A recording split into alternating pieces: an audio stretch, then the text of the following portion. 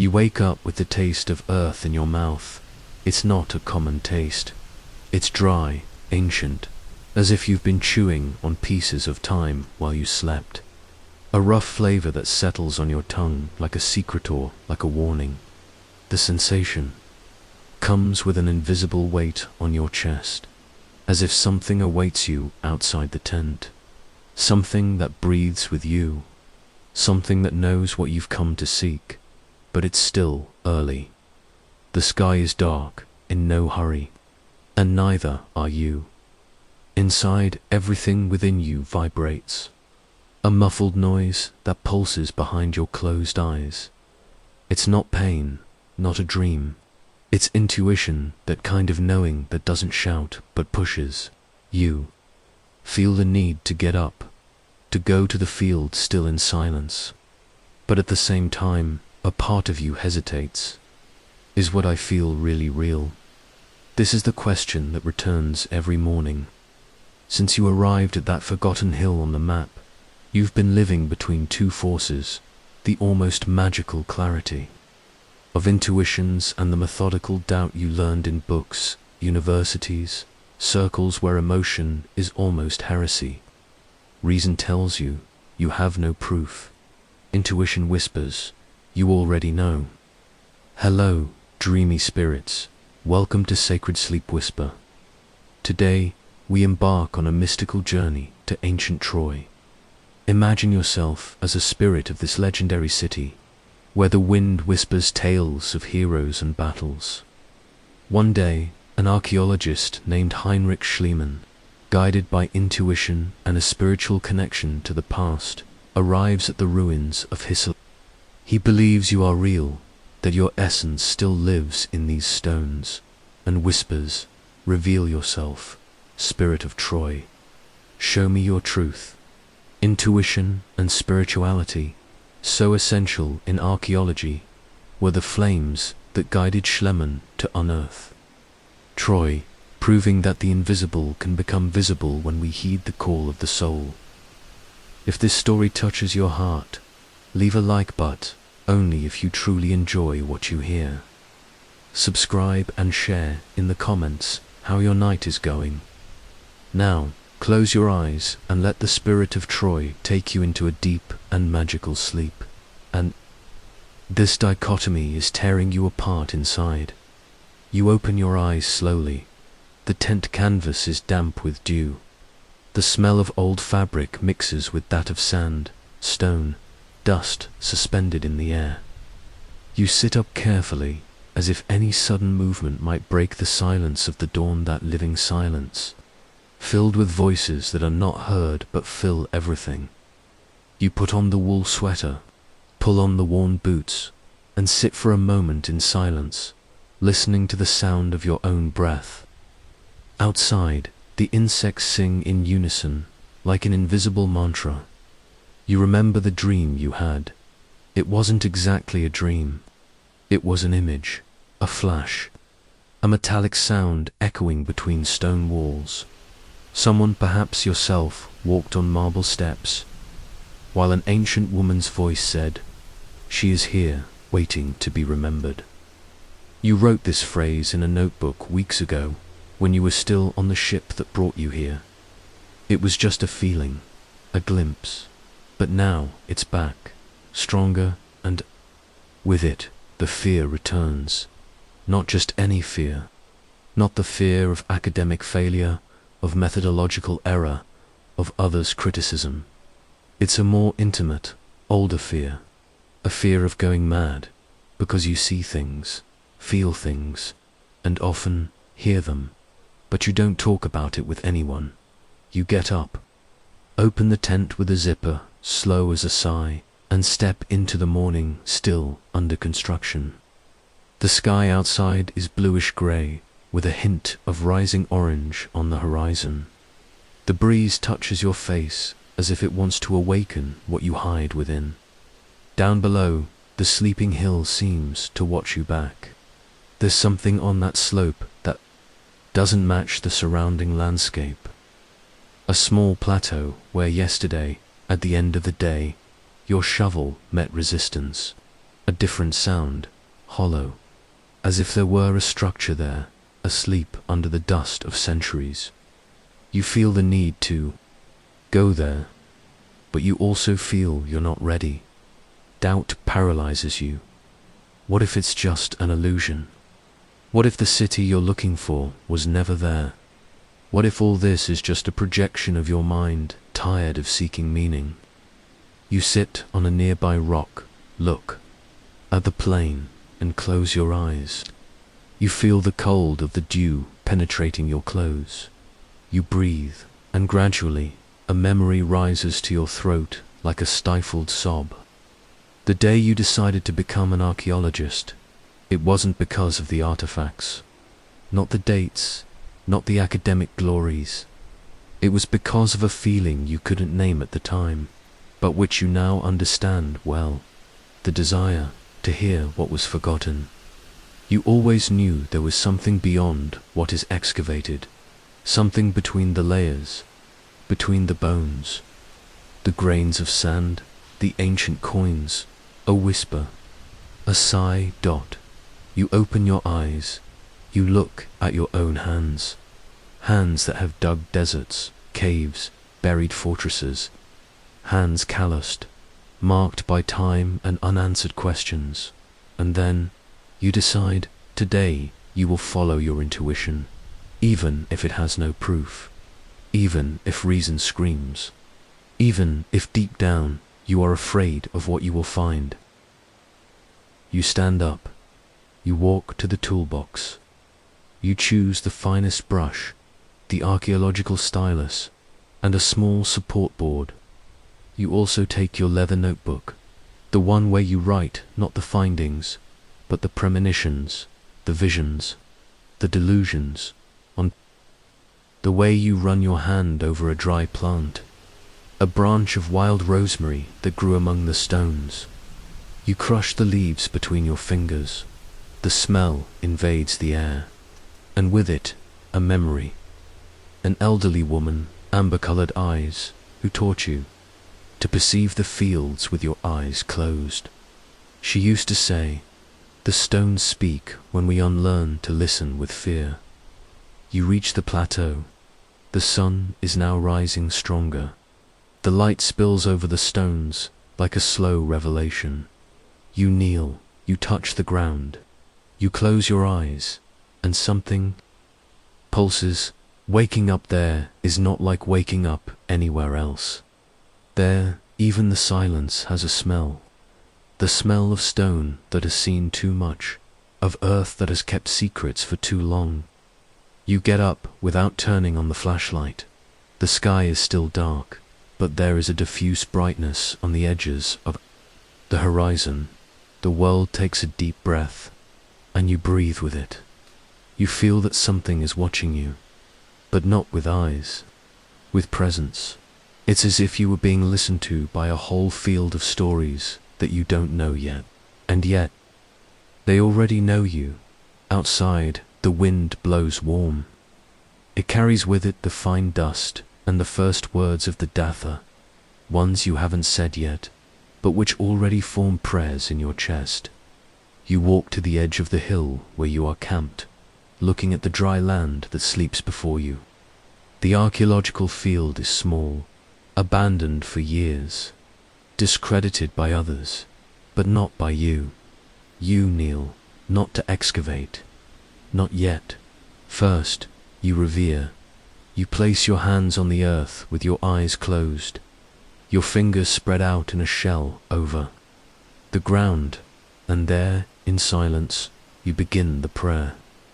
It's not a formal prayer. It's older than that. It's born straight from your chest.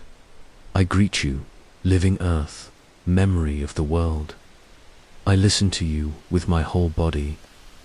I ask permission to touch what was left, to listen to what was silenced, to walk among the veils of what they call history. I thank the peoples who lived here, those who danced under this sky, those who made love and wore the same cry, those who lost, those who left, those who remained in the dust. Thank you for all that you sowed. I did not come to judge, nor to correct. I came to remember, and to be remembered with humility, with reverence, with an open heart. You open your eyes. The stones around seem brighter now. The morning light begins to draw in the sky. Everything is slow, sacred. The ground seems to have breathed with you. For years, you ignored this part of yourself, the part that felt, the part that listened. You tried to be just the scientist, the exact man, but exactness made you sick. In silence, it made everything dry. Dead. Today, no. Today you allow the invisible to enter. You let the mystery guide the gesture. You let the heart dig along with the shovel. A light, subtle energy, like a call beneath the earth. Like a distant drum, you begin to excavate gently. Each layer of dust removed seems to reveal not only the landscape, but also layers of yourself. Parts of you that have been buried over time. Ancient fears, hunger for meaning, guilt for not having. Listen to that voice, the one you've heard since childhood, but always disguised with skepticism. You feel the emotion rising, like tears trapped in the womb, like a shiver running down your spine. Then something shines, a small, smooth stone. Edge fitted precisely. You recognize the structure. There's no doubt. It's a foundation. It's in the right place. And the whisper of the night was right. Again, you smile. But the smile comes mixed with pain. A sweet, ancient pain of someone who doubted themselves. For too long, sorry, you whisper to yourself. Sorry for not believing in myself. You write in the notebook. Today I listened. And today she responded. The city breathes beneath me. You stand up. You go back to the tent and grab your leather notebook. On the first page, there's a passage you wrote months ago. There are things that are not excavated with hands, but with silence. You take the short bristled brush, the archaeological spoon, the fine stylus. You put everything in the raw fabric bag. Each movement is careful, like someone preparing an altar. On the way back to the plateau where yesterday you heard the whisper under the shovel, you feel your heart beating slower, but not from calm. It's a kind of subtle alert, as if something is about to happen, as if a border is about to be crossed, not just in the land, but within you. You reach the spot. The ground has a subtle elevation, nothing an ordinary observer would notice, but you noticed, and your intuition won't let go. You sit on your heels, close your eyes once more, and repeat, permission to touch what was left. And you touch, the tips of your fingers find a different texture. It's not loose sand, it's compact, and at the same time, receptive, as if it had been waiting for this touch for a long time. You begin to excavate. Each movement is a gesture of respect. The excavation spoon goes down and up in almost ritual slowness. You remove minimal layers, as if removing veils from a memory. The brush spreads the dust with tenderness. There's no hurry. Over time, your eyes adjust. The daylight grows around you, and then you see a smooth edge, a polished fit, stone upon stone. It's not natural, it's construction, it's foundation. You hold your breath, but along with the astonishment, the inner voice comes. The one you've spent years trying to silence. It says, you already knew, and you knew from the first moment you arrived there. From that dream on the ship, from that shiver you felt when you first set foot on the ground. You knew, and yet you doubted, out of fear, out of shame, out of the rational voice that said, intuition is not evidence. You feel tears. They don't fall from your eyes, but flow inside an ancient emotion, impossible to name. As if you're reuniting with something you didn't know you had lost. You put the brush aside. You take a deep breath. You rest your forehead on the ground, and you say, "Thank you for receiving me, for reminding me that I am more than reason, for showing me that listening is also knowing, for healing me through doubt." And so begins the excavation of Troy, not just the city, but your own soul. The morning breeze slowly turns into wind. It rises up the hillside as if it too had awakened with you. The still timid sun draws long, almost liquid shadows over the excavation field. Everything seems to breathe at a slower pace here, a time that does not hurry, that does not bow to the modern clock. You touch the edge of the structure that appeared under the dust. The tips of your fingers feel its smooth texture, slightly cold, as if it were made of hardened memory. An outline that shouldn't be there, not according to the maps, but it is. A stone carefully fitted, in a pattern that only those who know ruins can recognize. Your hand trembles slightly. You look around. You are alone, and, at the same time, you know you are not. The feeling of presence returns, more vivid. Not as a hallucination, not as something external. It's more internal, as if you were being watched from within, as if forgotten parts of you had awakened with the day, and then, without planning, you whisper, "If there is something that wishes to be revealed, may it come to light with respect. May it bring no pain, but wisdom. May it not harm the memory, but honor it." The stone does not respond, but the silence around changes. You lean over it, study its fittings, small cracks, perhaps traces of a foundation. You take the brush from the bag and begin to clean with circular motions.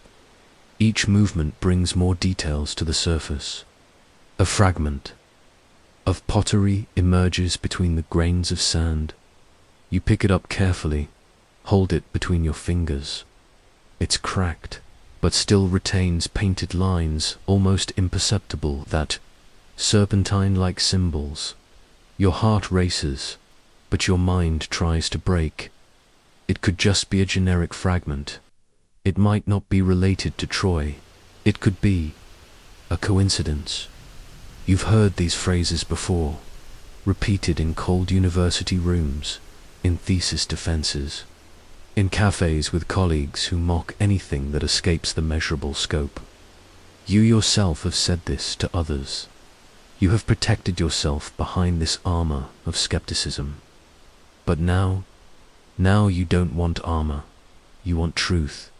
You sit back on your heels, still holding the fragment. You close your eyes, and then it comes, not reasoning, but impulse. A warm wave that rises from the base of the spine to the chest. A kind of memory that has no image, but has certainty.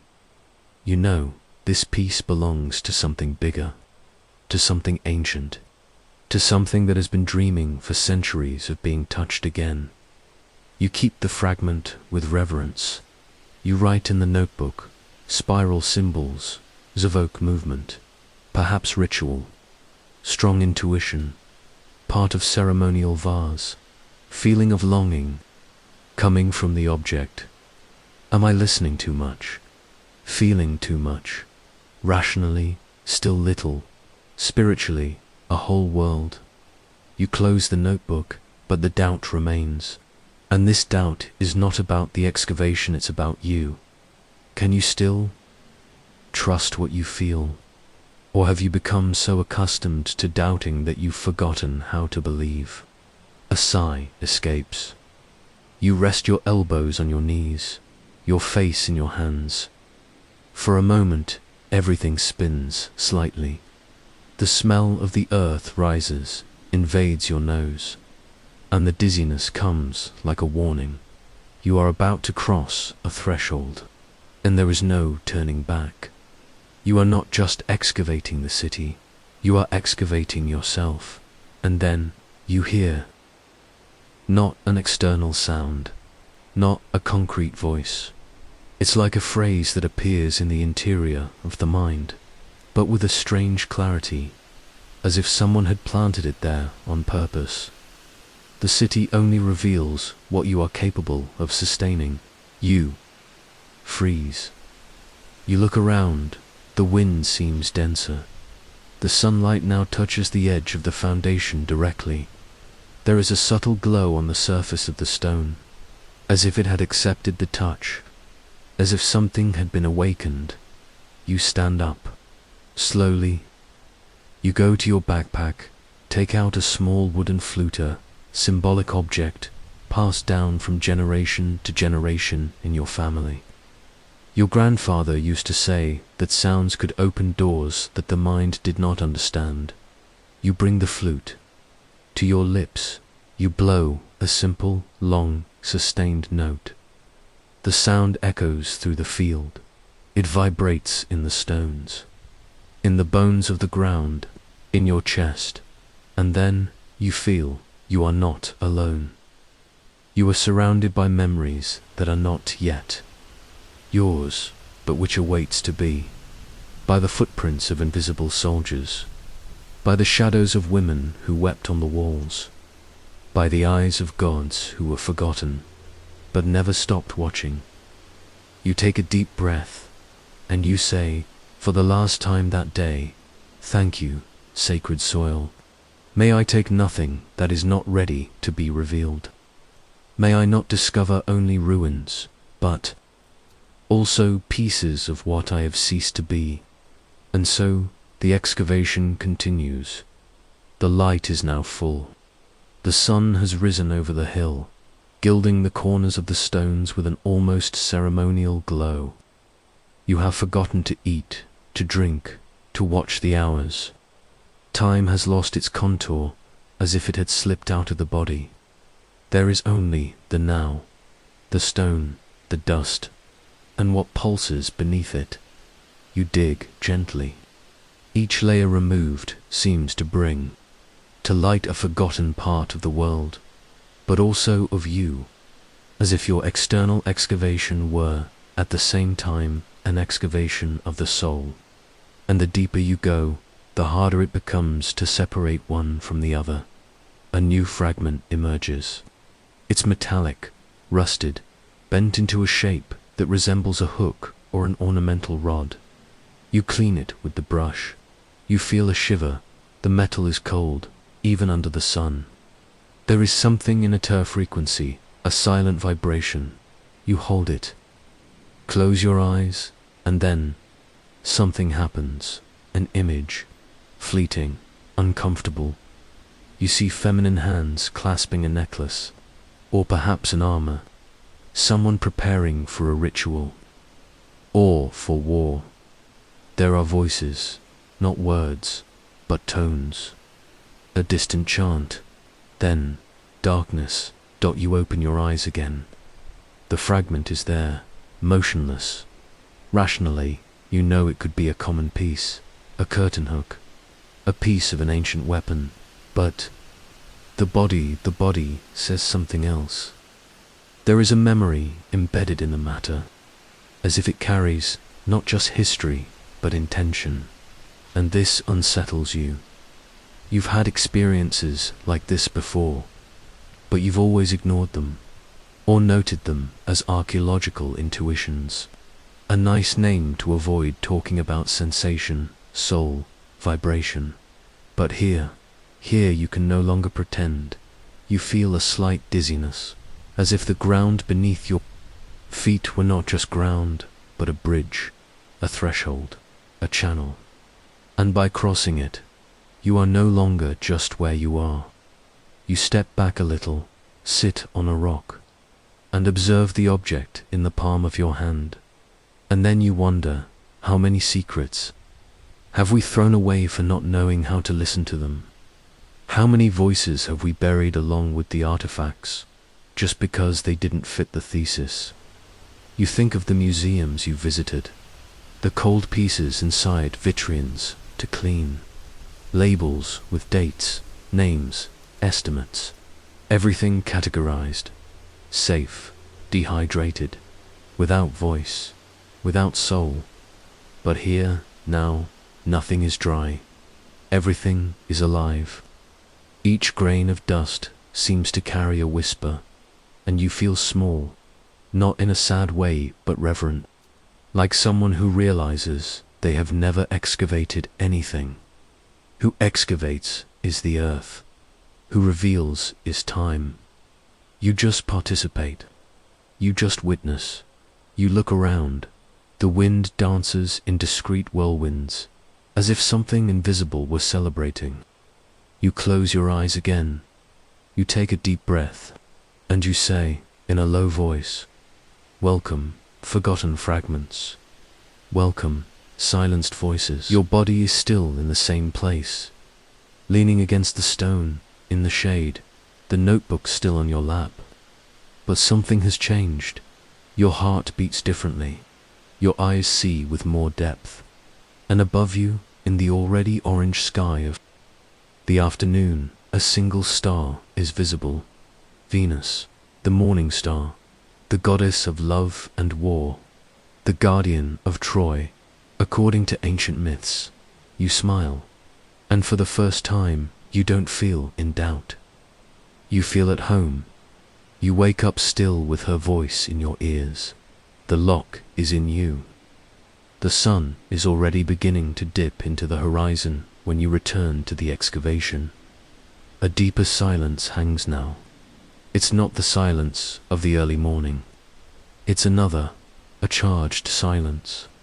A kind of invisible attention that you feel in your skin, in the center of your chest. You walk slowly to the stone with the symbol. You touch it with your open palm, almost as if you were apologizing for having slept. But deep down, you know that sleep was also part of the excavation. There, lying next to the stone, you didn't just rest. You entered. You excavated a layer that no instrument can reach.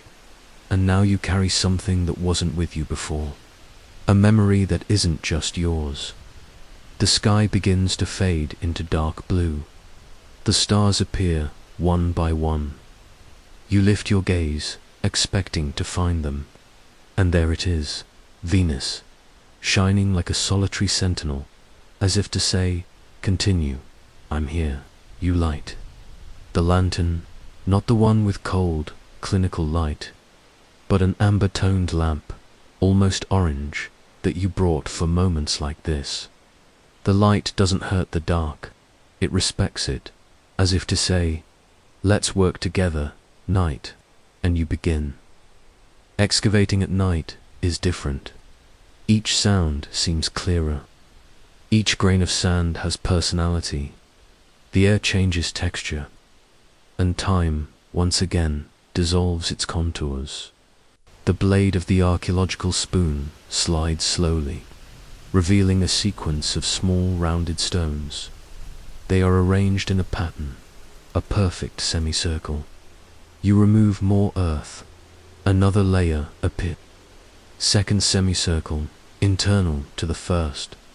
Your whole body shivers. You've seen this pattern before, not here, but in the records of megalithic observatories. They are circular structures used to mark the solstices, the positions of stars throughout the year. A kind of sacred calendar. But you never imagined that Troy or something prior to it could contain this. You pause for a moment. You rest the brush. You turn off the lantern. And you observe the sky. Venus is still there. And now, around it, other stars form a silent dance.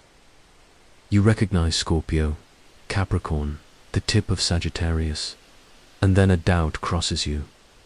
What if this soil is not just archaeological, but also astronomical? You remember the stories of astronomer priests, men and women who read the sky to understand the time of harvest, rains, wars, marriages. They didn't separate what we separate today. For them, sky and ground danced together. You smile almost sadly, because now you understand what you've been searching for all these years, even without knowing: reintegration, the reconciliation between the things that modernity has separated: science and myth, reason and intuition, time and eternity, object and spirit. You return to the excavation. You remove more soil. The circular structure is completed. In the center, there is a small recess, a focal point. You feel a slight dizziness in your mind. A clear image, a priest in a white tunic, standing in the center of the structure. He raises a cup. The entire sky seems to respond. The stars shine brighter. You step back. You take a deep breath. You close your eyes, and you do something you've never dared before. You place yourself in the center of the circle. You stand up. You breathe. You slowly raise your arms, and you say in a low voice, "May this sacred soil remember me as I try to remember it. May what was planted with stars be reborn with listening." The wind blows, not strong, but clear, like a direct breath on your face, coming from all sides at once, as if the earth itself had exhaled a yes. You lower your arms. You feel a tear fall, not from sadness, but from gratitude, for being there, for not having given up, for having listened, for no longer being alone within yourself. You kneel, return to work, and the night, patient, becomes your ally. You remain in the circle for a long time. You no longer excavate. You just breathe. There, under the stars, something has settled within you. A kind of strange harmony, as if, for a brief moment, everything made sense. As if you were part of a silent mechanism that already existed before any language around you. The stones arranged in a semicircle seem to emit a constant energy, or perhaps it's just your mind interpreting what the body already understands. With each minute, the constellations move. Venus inclines slowly towards the west, and with it, a new memory emerges. You are sitting on the roof of your childhood home. It's a summer night. Beside you, your grandfather points to the sky with an old binocular with scratched lenses. He didn't know the technical names, but he knew the stories. He used to say that each star was a spirit, and that if you looked long enough, it would tell you its origin. You remember the feeling of listening to that, not with doubt, but with a kind of nameless faith. "You came from the stars," he said once, "and back then you believed."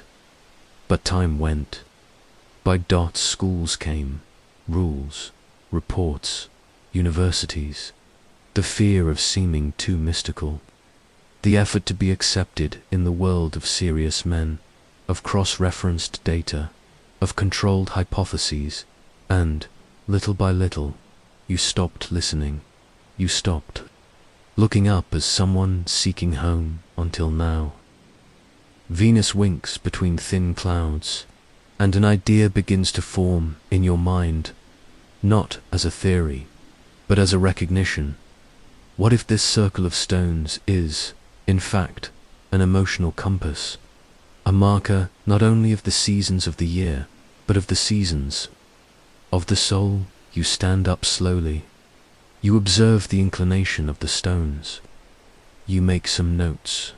The position of the star in relation to the semicircle, the shadow cast by each stone, even at night, and you notice something subtle. There is symmetry and purpose. You take 2 steps back. You look at the circle as a whole. And then you feel there is no other word. You feel this circle was made by someone who believed that the sky could heal, that the stars were mirrors of the human interior, that walking among stones was walking among symbols, that excavating The earth was also remembering the forgotten constellations of the psyche. You place your hand on your chest. Your heart beats firmly, but at peace, and something like a thought or perhaps a whisper from the earth passes through you.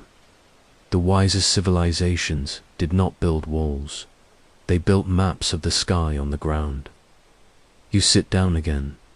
The wind is light.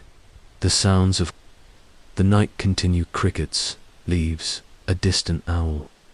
Everything seems to collaborate with what is happening inside you. You open the notebook, and you write, "I am beginning to remember, not the city, but me before the city, before the rush, before the fear of seeming weak, before abandoning the myths. This circle, it teaches me to trust the invisible." You close your eyes, and you listen for a few minutes. You don't think, you just listen.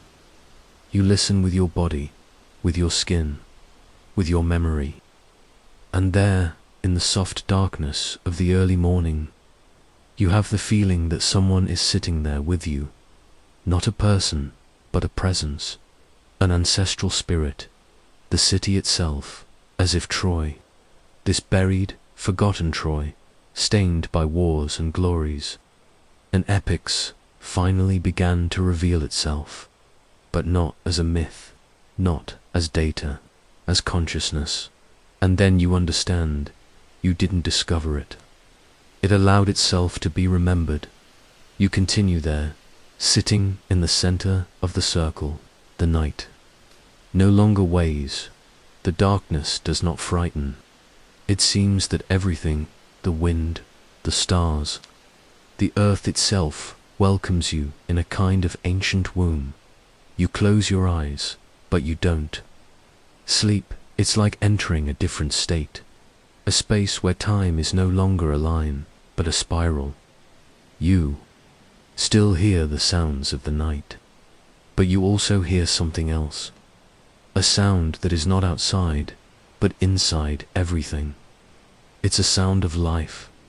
And then you see, at first, a soft mist, then silhouettes, and soon vivid images. You see the city, not as ruins, but as it was, alive, erected, palaces of light stones, narrow streets with colorful fabrics swaying in the wind, women carrying vases with flowers and seeds, children running with golden-eyed dogs, men playing dice and laughing loudly. An old man intones something that seems like a prayer.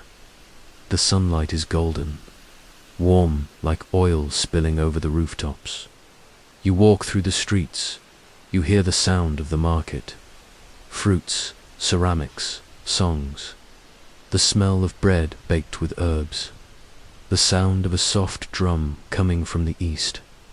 No one sees you, but everyone perceives you, as if you were an expected visitor. As if, on some level, they knew you would come not now, but someday, when it would be possible to listen to them again. You pass by a wall with drawings in red paint, circles, curved lines, small spiral eyes, and then you find the altar. It's simple, a circle of stones, like the one you just excavated, but whole, with lit candles, offerings of honey, fruits, small figures carved in wood. A woman approaches. She doesn't speak. She just places her hand on the altar and smiles at you. Her eyes shine with tenderness, but also with a kind of recognition, as if she knew what you've carried inside all these years. The weariness of doubting yourself, the effort to keep alive a listening that the world said was madness. She points to the center of the altar, and you see something, a mirror made of polished bronze, but the reflection it shows is not your face. It's the city itself, but not this living city, the future one. You see what will remain, the broken walls, the burned ground, the dust over everything, and your hand excavating centuries later. You see yourself, now there. Time folds. And you understand, the city did not end. It fell asleep. And now it awakens, little by little, within you. You kneel. Before the altar, you touch the ground with your forehead, and you say not with your mouth, but with your heart, "Forgive us for having forgotten. Gratitude for still waiting for us." When you lift your eyes, the city begins to fade. The mist returns. The images dissolve. But there is no sadness, only silence. And this silence accompanies you as you return. You open your eyes. You are back in the field. The sky is already clearing. The sound of birds, but in your chest something has changed. You didn't see a dream. You remembered a home. You wake up with your face slightly wet, not from dew but from tears. The memory of what you saw, what you felt, still pulses within you like a slow song that insists on playing even after the concert is over. The images of the living city, the faces, the sounds, the symbols still move behind your eyelids. You remain lying on the ground for a while, in no hurry to get up. For the first time, you understand what it is to be present in a sacred place, and, for the first time in a long time, you don't feel the need to prove anything to anyone. The morning light is already beginning to tint the sky. A milky, light blue, as if the night had been washed from within. You sit up, you take the notebook out of your pocket, but this time you don't write methodically. You don't measure words. You don't structure thoughts. You write as if you were writing a letter. Today, the city called me by the name I no longer remembered. I don't know if it was a dream, a memory, or a visit. I only know that I was recognized. I was seen. And I heard something that perhaps I have been hearing since childhood. Come. Back. You take a deep breath. The pen glides. I have always sought a truth that I could present. Today, I found one that needs no defense. It simply is. The words come, warm, quick, as if they had been stored for years. You write about your grandfather, about the scratched binocular, about the night you saw your first shooting star and made a secret wish. I want to know why I am here. You write about the loneliness of university corridors, about the fear of saying that you felt things when you touched objects, about how you gradually silenced yourself in the name of acceptance, validation, titles. But you also write about now, about the moment when kneeling before that stone, you felt that you had finally returned home. You stopped. You look at the horizon. Birds fly slowly over the fields. There is a tenderness in the sky, a lightness in the air, and within you, something similar. It's not happiness. It's healing. You close the notebook, hold it against your chest, and give thanks, not with words, but with presence, with the simple gesture of being there, breathing, listening, touching the earth as if touching your own skin, because now you know everything you were looking for was already within you. The excavation has always been internal. You stand up, you look around. The circle of stones is still there, silent, but now it seems different, as if it had become something intimate, a reflection, a buried mirror. You touch the edge with affection, and you say, softly, "Thank you for allowing me to remember myself." The void is not empty. It is presence. And then, without planning, you make the last prayer of the day. But this time, you don't speak only to the city. You speak to everything, to what was, to what is, to what will be. You place both hands on the warm earth and say, ****Troy, land of winds and swords. of secrets kept under centuries of sand and absence. I greet you. I listened to you with a bare soul. I touched you with humble hands, and I honored you with the silence I learned to cultivate. May those who lived here, and those who died nameless, forgive me for stepping where love and loss once were. I did not come to take. I came to remember, and to be remembered. If there is still something that wishes to emerge, I will be here day after day, not only with instruments, but with an awakened heart. Thank you for the images, for the voices, for the mirror. Thank you for giving me back to myself. Asterisk, asterisk, you rest your forehead on the earth, and for an instant, nothing else exists, only the breath of the earth. And yours. As you return to the tent, you prepare a simple tea with dried leaves you brought from home. The smoke rises slowly. Everything is quieter, but you don't feel alone.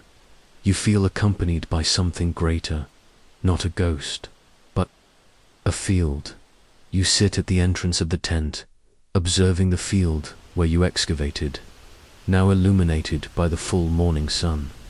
You think, how many archaeologists spend their whole lives trying to find cities, without realizing they are trying to find their own center.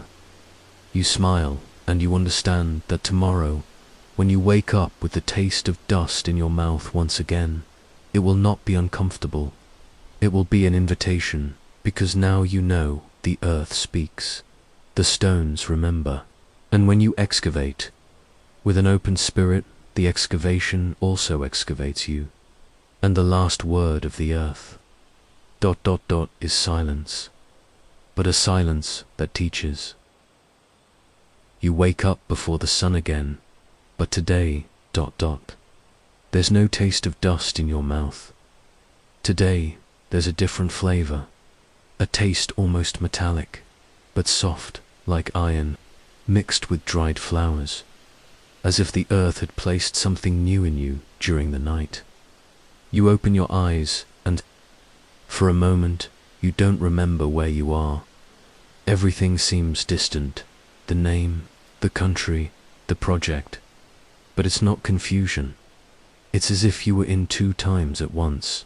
Inside the tent, it's still dark, but you feel you need to go out, not out of duty, not by schedule, but by calling. You put on your jacket, tie your boots with slow, ritualistic movements. As you adjust the strap of the notebook over your shoulder, you feel a shiver down your back. It's not cold, it's that same feeling from the first day. Someone is watching you. You step out of the tent.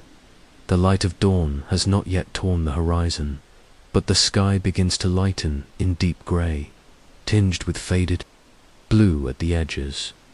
The field is quiet, but it's not empty. The silence seems to whisper things, and within that silence, a certainty. There is a path. You walk to the hill, but today, instead of going straight to the excavation site, you turn to the opposite side, there, where the stones pile up in an apparently random shape. There is something that attracts you, something small, subtle, as if the wind were pushing you from within. You approach. Place your hand on the uneven surface of the stone, and you feel, under your fingers, a groove. Not a natural crack, but a trace. You clean it with the brush, and the trace becomes a line, and the line becomes a crossing, and the crossing a map. You take a step back. The morning light begins to outline the contours of the stone. Now it's clear. A diagram carved centuries ago. Curved lines, winding paths, points of intersection. But it's not a city plan. It's not the drawing of a wall. It's something more internal. And yet, you know it. Your heart beats stronger. You've seen this drawing before. You don't know where, you don't know when, but you know it's not learned knowledge. It's innate knowledge. You touch the central point of the map, and something moves inside you.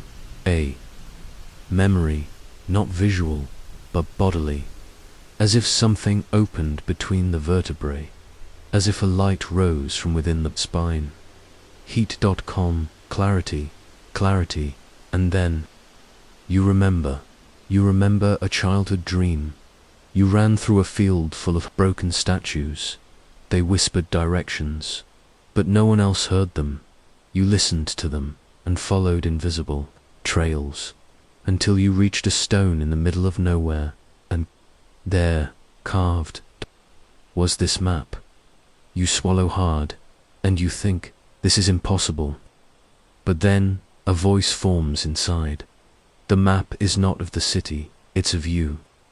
You fall to your knees, not out of weakness, out of reverence, there, before the stone, with the map carved not by chance, but by ancestral intention.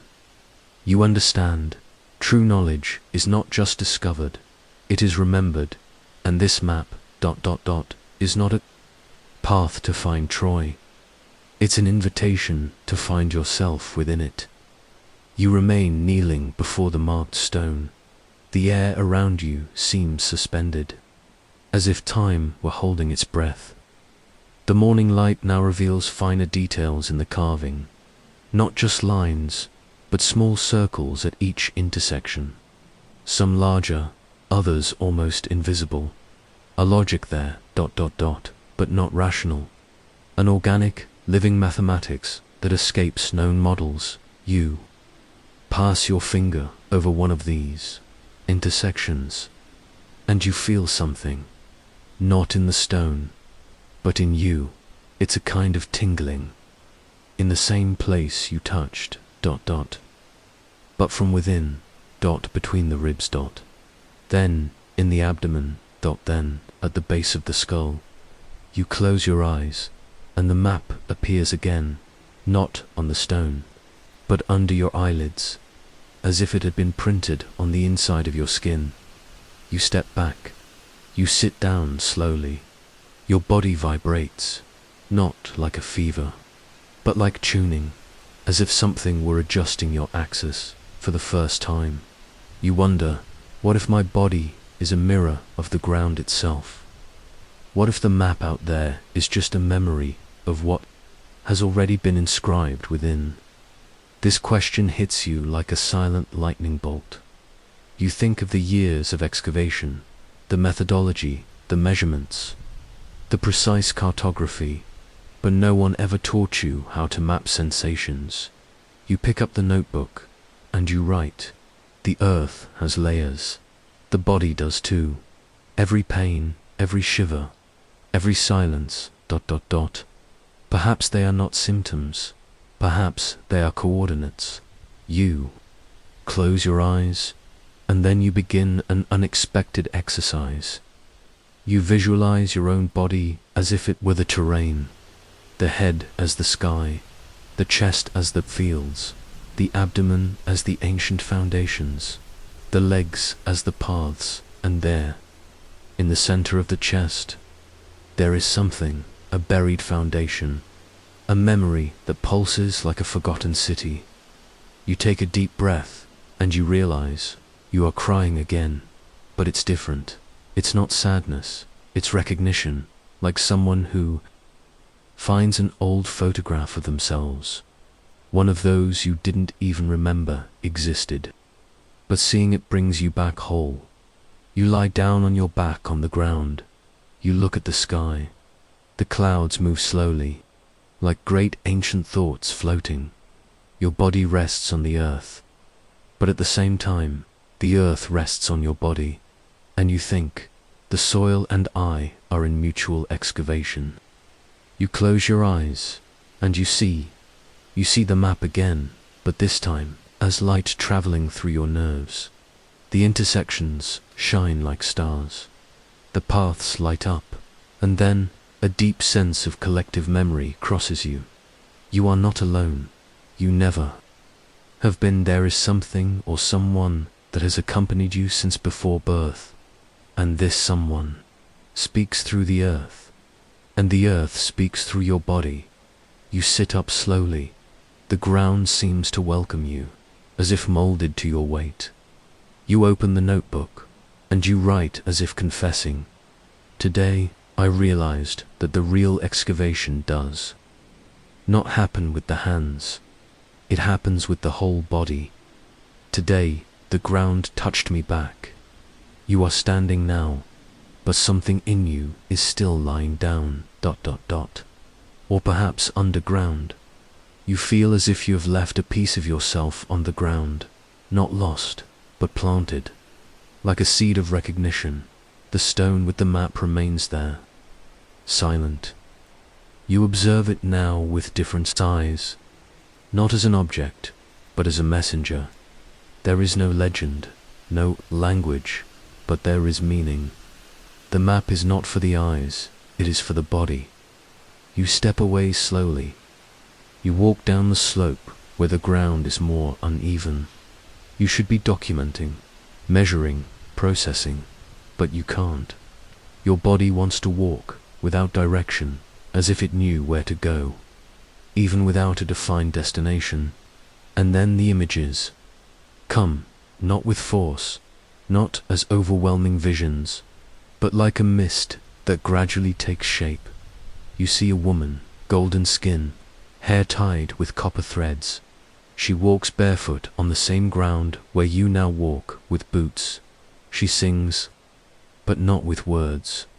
She sings with her womb, with the vibration of her feet, with the sound of ceramics being shaped by the fire. You feel the warmth rising through your legs. And then another image, children running around a stone carved in a spiral, an old man drawing lines with charcoal on a clay board, a bonfire in a circle, faces turned to the sky. You stop.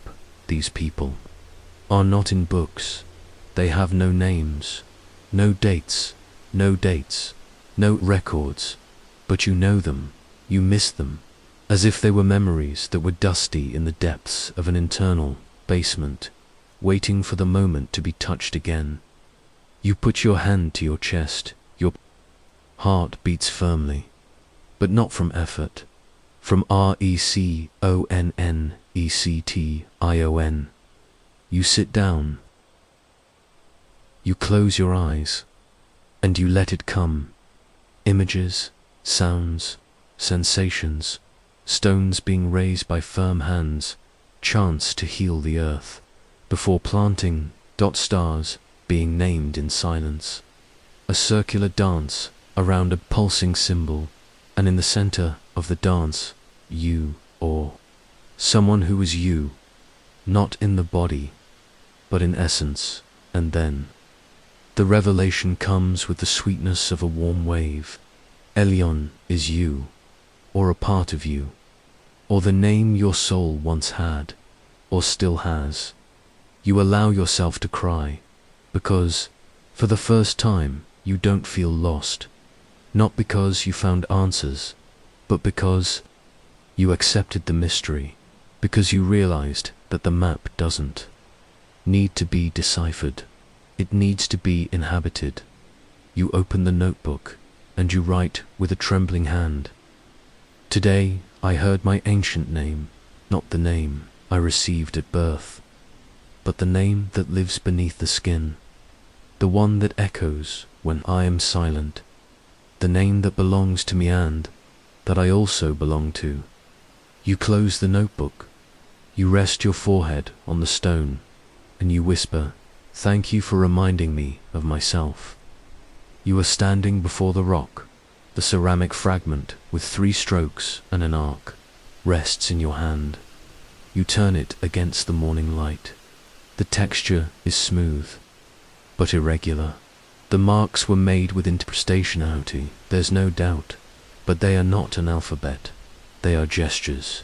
You have seen similar marks before, in caves, in tombs, on objects that no one has been able to decipher, symbols that have been archived as ritual or ornamental, for lack of a better category. But perhaps They are simply expressions of a language we have forgotten how to listen to. You walk slowly through the field, your eyes now trained to capture repetitions, and they are everywhere: patterns, triads, spirals, dot bubble curves that reflect each other, punctuations, embedded like drum beats. You approach another stone, semi-buried as you excavate. You see the same inverted arc, this time with a small dot in the center. You close your eyes. The image vibrates inside your skull, not as logical comprehension, but as a call. It's as if the symbol is telling you, remember the frequency, it has always been with you. You inhale, you remember the sound of the ancient words you heard in your dream, the dance circles, the maps drawn on the skin, and then you realize these symbols were not made to be read. They were made to be activated, not with the eyes, but with presence. Start with the whole body. You kneel before the stone. You pass your palm over the symbol. You feel the trace under your fingers, and then you feel the same curve within your body, in the abdomen, in the spine, in the rhythm of the heart. It's as if the symbol is not only out there, but also within you. You lie down, you look at the sky, and you understand something that escapes the mind, but not the spirit. Ancient peoples did not write only to communicate. They wrote to remind the body of what the soul already knew. You stand up, pick up the notebook, and begin to draw. You don't plan, you don't think, you just trace. Symbols come on their own, as if they had been stored in your hand forever. You don't translate them, but you recognize them, and you write, today. The ground spoke to me in a language without letters, and yet I understood.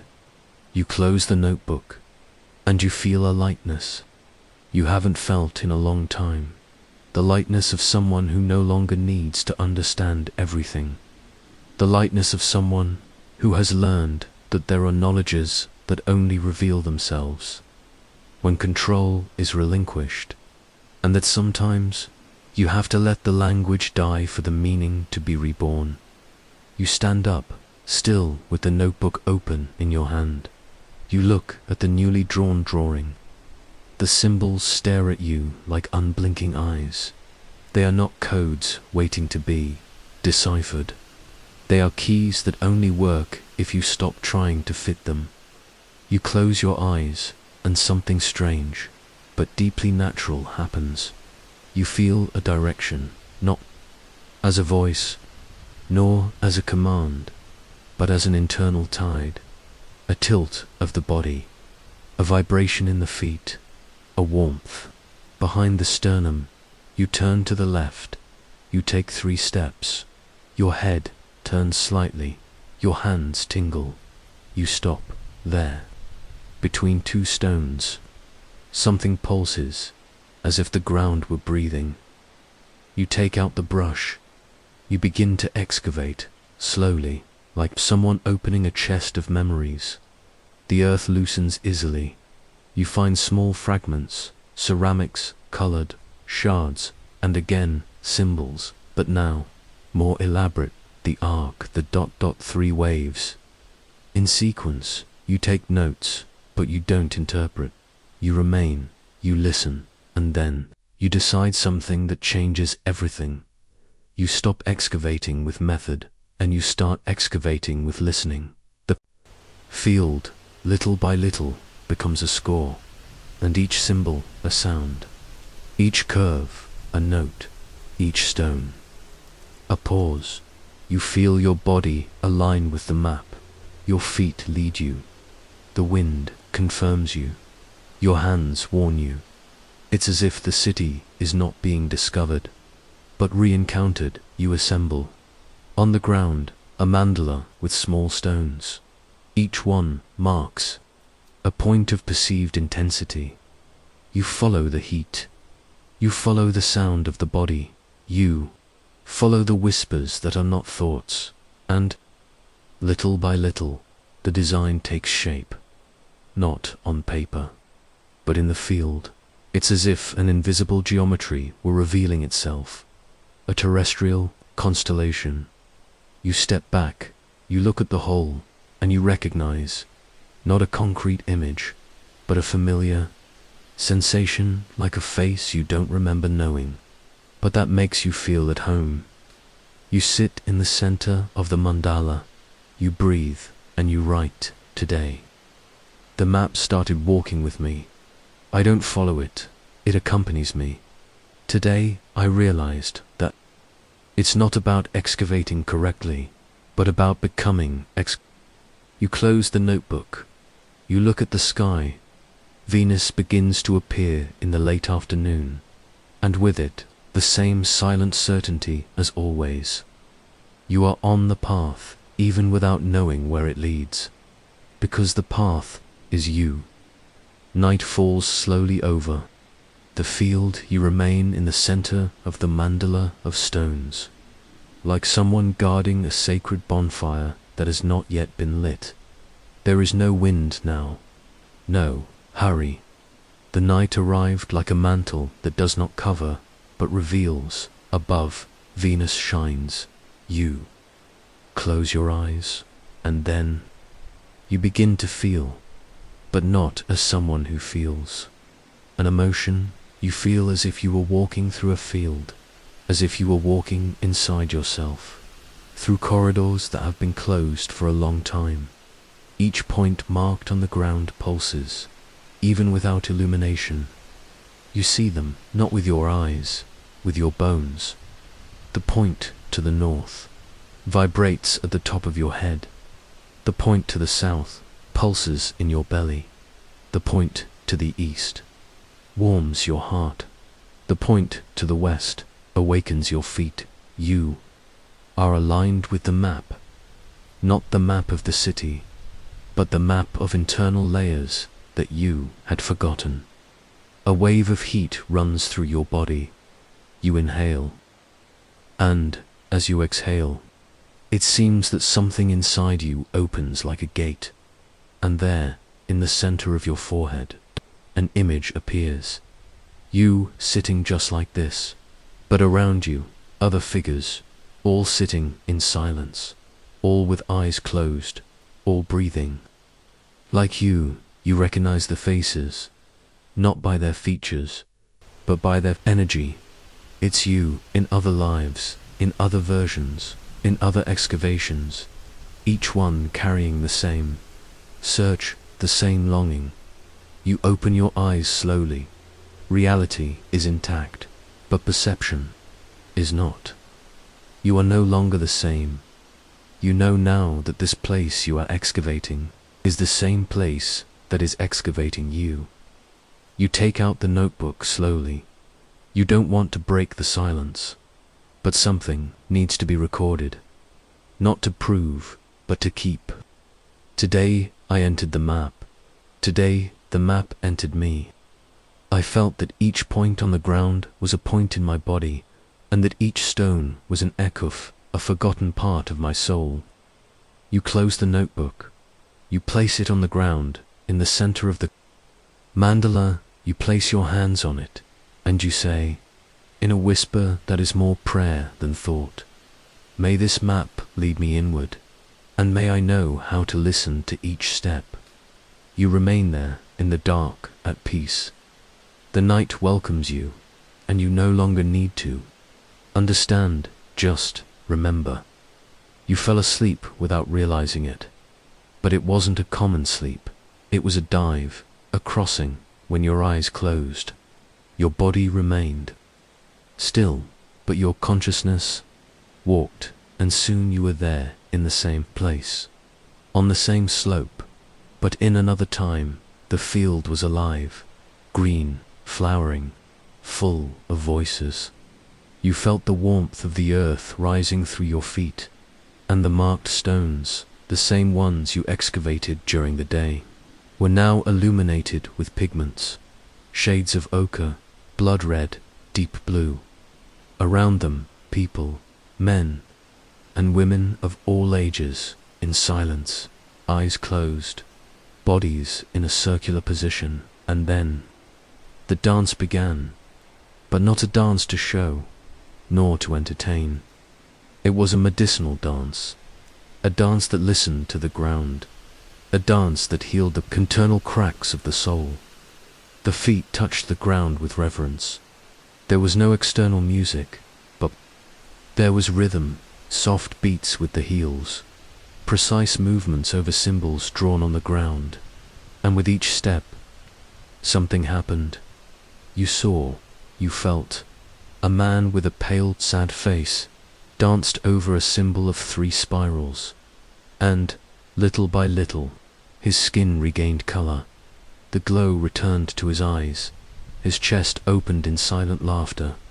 A woman with tense shoulders, hunched over, danced over a circle split in half, and little by little, she straightened up, as if her spine remembered its mission. A child with fear in her eyes danced over a zigzag line, and suddenly, she spun around herself, screaming a pure, high-pitched free sound.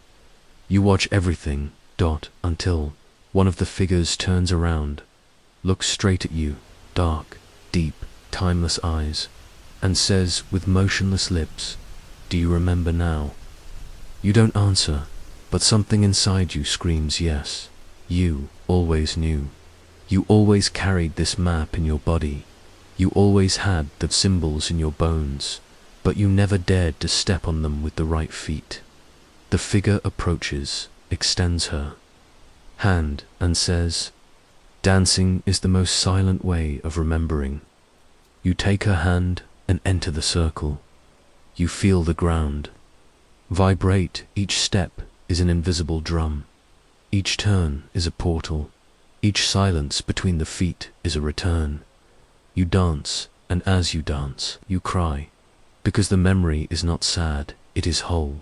You wake up. The sky is still dark. Your body is still, but your heart beats with a different rhythm. You sit up slowly. You look at the stones of the mandala, and for the first time, you understand. They are not just points on the map. They are notes of the music that heals.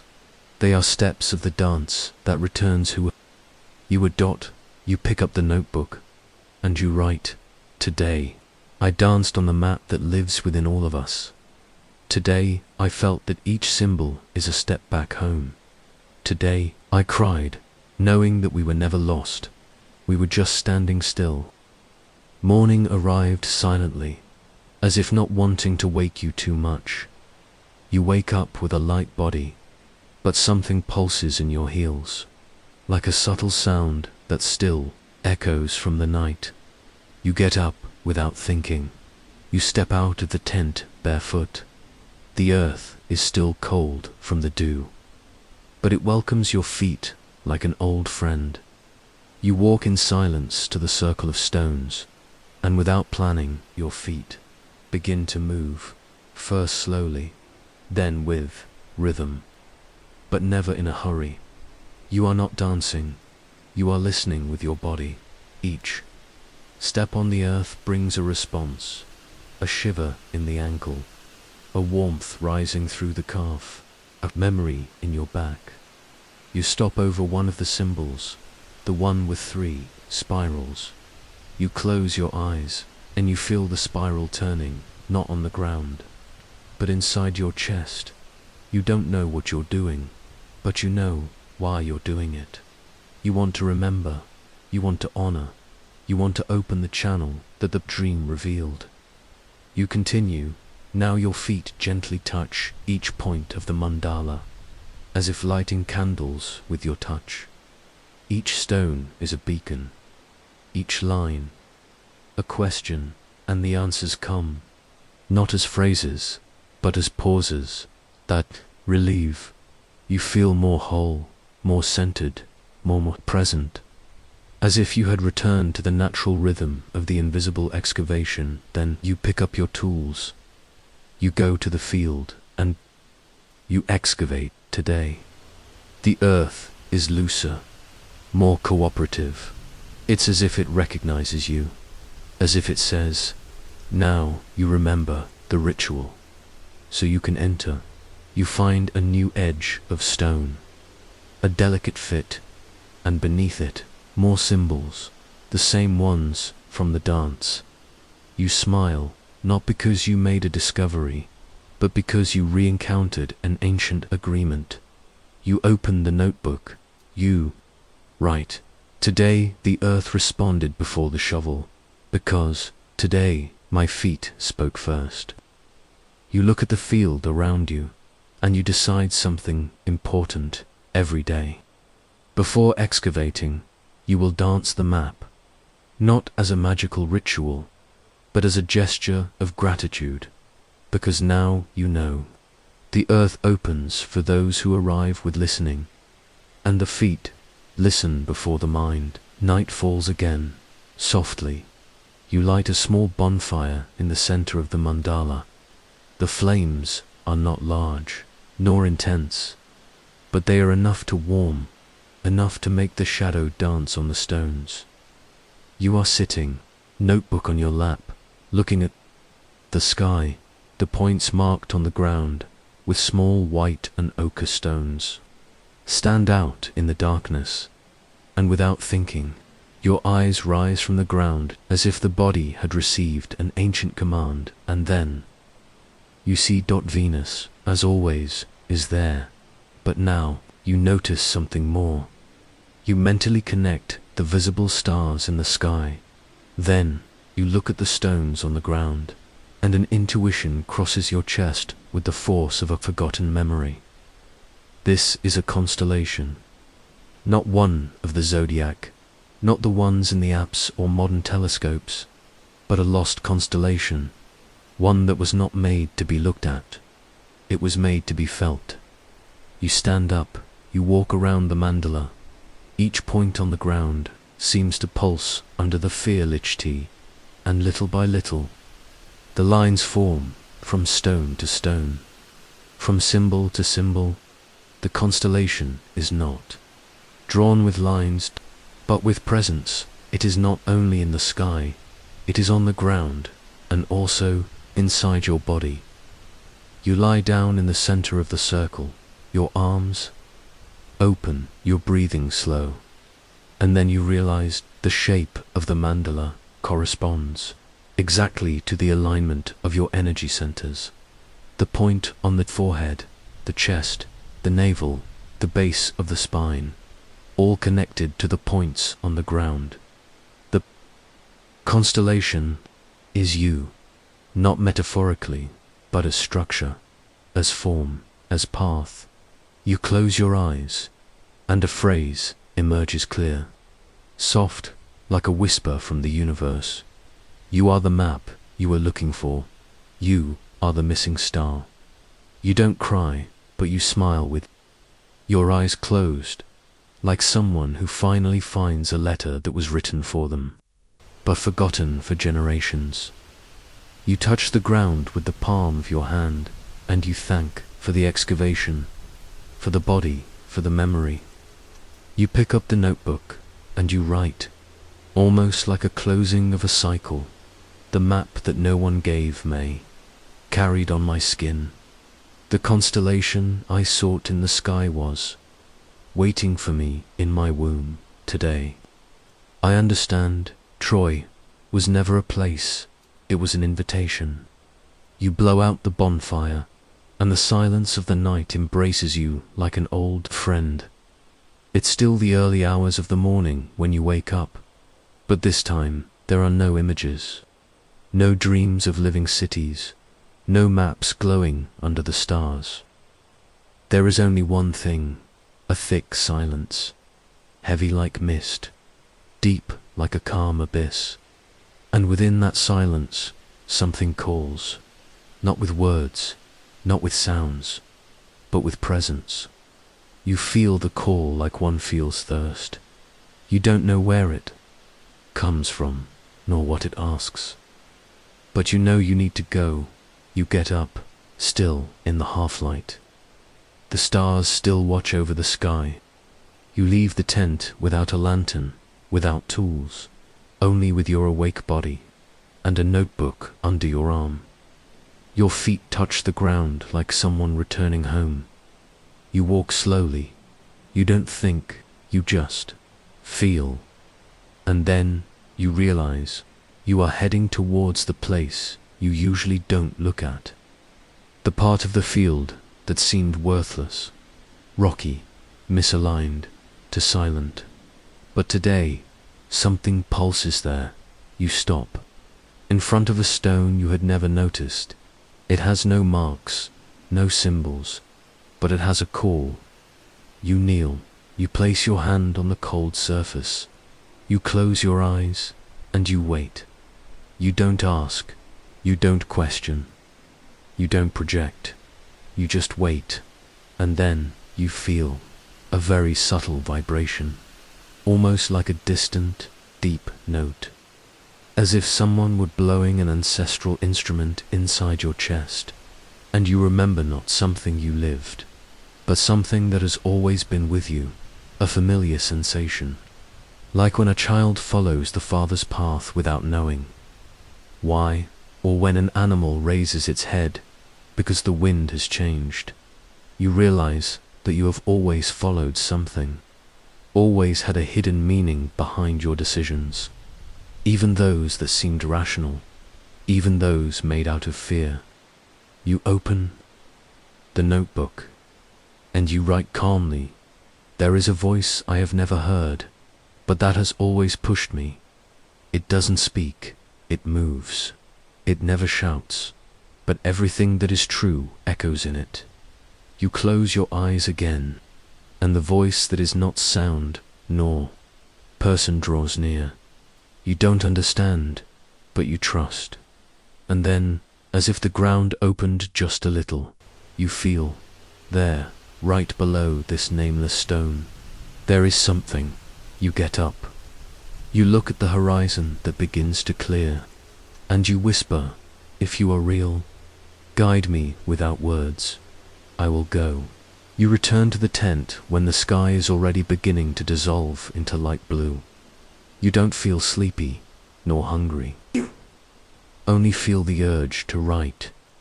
But today there will be no technical notes, no drawings, no symbols. Today you need to write a letter. You don't know exactly to whom, but you know where it comes from. You sit with the notebook on your lap. You take the pen, and, for the first time, you don't address the earth, nor the past, but what has always been with you. You write to the voice that never spoke, but always guided me. "I took too long to recognize you. All my life, I thought it was chance, coincidence, luck. But now, looking back, I know it wasn't. I remember the first time I changed my path at the last minute without knowing why and avoided an accident. I remember when I gave up on a project that seemed right, and 2 months later, a better one appeared. I remember that woman I met in a cafe who told me a random phrase, but that echoes to this day like a prophecy. I remember the trip to Turkey, which I only took because I missed another flight. I remember the day I stepped here, on this ancient soil, and felt a chill before any excavation began. Was it you, this nameless force, faceless, formless, this presence that doesn't warn, guides? If it was, I am here to say, I heard, even without knowing, even resisting, even thinking it was just instinct, or imagination, or fear. You moved. Me. You stopped me. You pushed me. You held me back from bad decisions. You let me go when I needed to fall. You whispered to me when the world screamed, and I didn't hear clearly, but I followed. Today, by placing my hand on this symbolless stone, in this part of the field that seemed unimportant, I felt you strongly, as if saying, now you are ready to listen to what has always been speaking. So, I am here. quieter, more present, more grateful. I don't want answers. I don't need miracles. I just want you to know I recognize you, and I respect you, and I follow you, even without knowing the name, even without knowing the origin, even if sometimes I doubt. Thank you for keeping me moving when I wanted to stop, for making me retreat when I wanted to run, for giving me thirst even when I thought I had drunk enough. Today, I am more of an archaeologist of myself than of the world, and perhaps that has always been your intention. You stop writing. The silence in the tent is thick, but it doesn't weigh. You close your eyes, and for a brief moment, you feel as if someone is watching you with tenderness, not with eyes, but with attention, as if the entire universe had leaned in to listen to your letter. You place the notebook on your chest, you lie down, and, for the first time in many years, you sleep without weight. You wake up to the sound of a bird you had never heard before. Not a song, but a rhythmic sequence, almost mathematical. 3 notes, a pause, then 2, as if it were tapping in code. You remain still, listening, not in a hurry, but with reverence. After the dream, after the letter, you wake up different. Something has opened, not a magical portal, but a new way of listening. A place within you that once filtered, now welcomes. You leave the tent in silence. The day is still young, the shadows still long. The first thing you do is observe the wind. It doesn't blow the same. Today it curves, as if surrounding you with intention. The clouds, there is a pattern. 3 thin lines cross the sky, like cracks in old paper. You are not looking for signs, but the signs offer themselves. You realize that everything around you seems organized in a subtle language, made of too many coincidences to be ignored. You remember the symbol of the triple spiral, and the rhythm of the bird. 3 notes, a silence, 2 notes. You think, has the world always spoken to me like this? And I just didn't know how to listen. You walk to the excavation field. The ground seems brighter today, as if someone had passed an invisible cloth over the stones. You approach the area where you felt the call the night before. The unmarked stone is still there, but now, around it, small flowers have grown that weren't there yesterday. White flowers, very small, but present. You kneel and take a deep breath. You don't need to dig now, you need to honor. You place your hand on the stone and listen again, not with your ears, but with your skin. The sound doesn't come from outside, nor from inside. It comes from in between. Between the leaves, between the grains, between the thoughts. You realize that the voice you have been following all your life is not an entity. It is not a spirit. It is the very rhythm of reality, the silent intelligence of existence, which whispers to those who stop. You write in the notebook, today everything whispered. The wind didn't push, it told secrets. The bird didn't sing, it wrote with sound. The silence was not absence, it was language. I understood that it's not about listening more, but about listening better. You close the notebook and remain there in silence, as if not wanting to break the spell, because now you understand, reality has always spoken to you, but only now are you learning to respond. You are sitting in the shadow of the unmarked stone. The ground beneath your feet is already beginning to warm with the advance of the sun, but inside you, the heat is different. Not physical, it is a heat of memory, not a memory with a clear image, but with presence. You close your eyes, and time returns, not in a line, but in a spiral. You see the boy you were at 8 years old, facing a fork in the path of the woods behind your grandmother's house. One path led to the stream, the other to a field of flowers. You went to the field. Why? You didn't know. But in that field, you saw something you never forgot. A stone with a perfect crack, like a sleeping mouth, and you heard a sound, a hum, a nothing, a everything. Years later, you tried to forget. You called it imagination, illusion, but now you know it was the beginning of listening. You remember your adolescence, the day when everyone decided to take a shorter road, and you, without apparent reason, decided to go another way.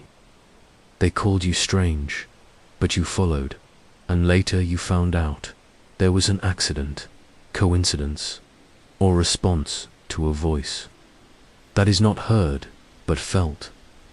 You take a deep breath, and you remember when you decided to study archaeology, not because it was the most logical choice, but because you felt something in your gut every time you heard the word ruin. It was as if something inside you said, there is a part of you there. You see yourself in the old library of the university, reading about lost civilizations, and feeling chills down your neck when you came across certain names, as if your body recognized something that your mind could not decode. You realize that your whole life has been made of this. Small voices, sensations, retreats, calls, and now everything aligns, not as an explanation, but as an invisible weaving. You open the notebook, and you write as if signing a pact with time. The voice has always been. In childhood, it was intuition. In youth, it was impulse. In adulthood, it was a message disguised as coincidence. Today, it is silence that guides, and I am the same. One who has been listening for decades. Only now have I decided to respond. You close the notebook. You stand up slowly. You look at the field around you, and you whisper to the void but which is now present. I remember. You return to the unmarked stone in the late afternoon. The heat of the day has already dispersed. The wind blows warm, full of golden dust, and the stone, as always, is there, firm, silent, deep. Today you decide to dig. But, unlike all the other times, you are not looking for objects. You are looking for intention. You start with the brush, just to clean, then a small archaeological spoon. The earth gives way easily. There is something light in the texture, as if the soil had been deposited by human hands, not by centuries. Little by little, you notice something strange. The layers are not natural. Someone sealed that space, as if they wanted it to remain closed, but not to hide, to protect what is inside of nothing. You dig deeper, and then the sound changes. The spoon touches a hollow surface, like dry wood, like large ceramic, air.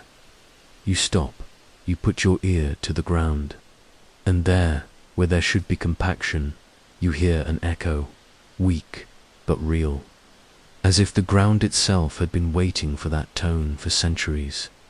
You clean carefully. You reveal a small chamber, almost an air pocket, made with fitted stones.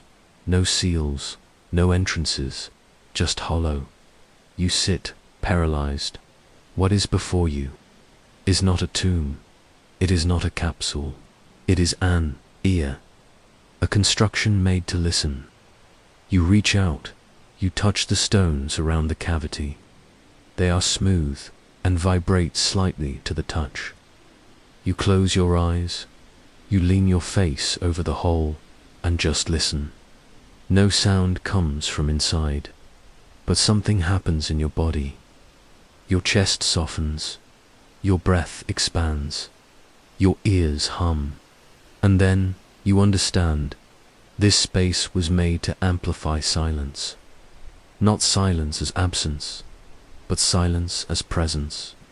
As if someone, millennia ago, knew that the void carries sound, that nothing echoes everything. You lie down next to the opening, your face turned towards it, and you think, perhaps the voice I have always heard was not in the objects, but in the spaces between them.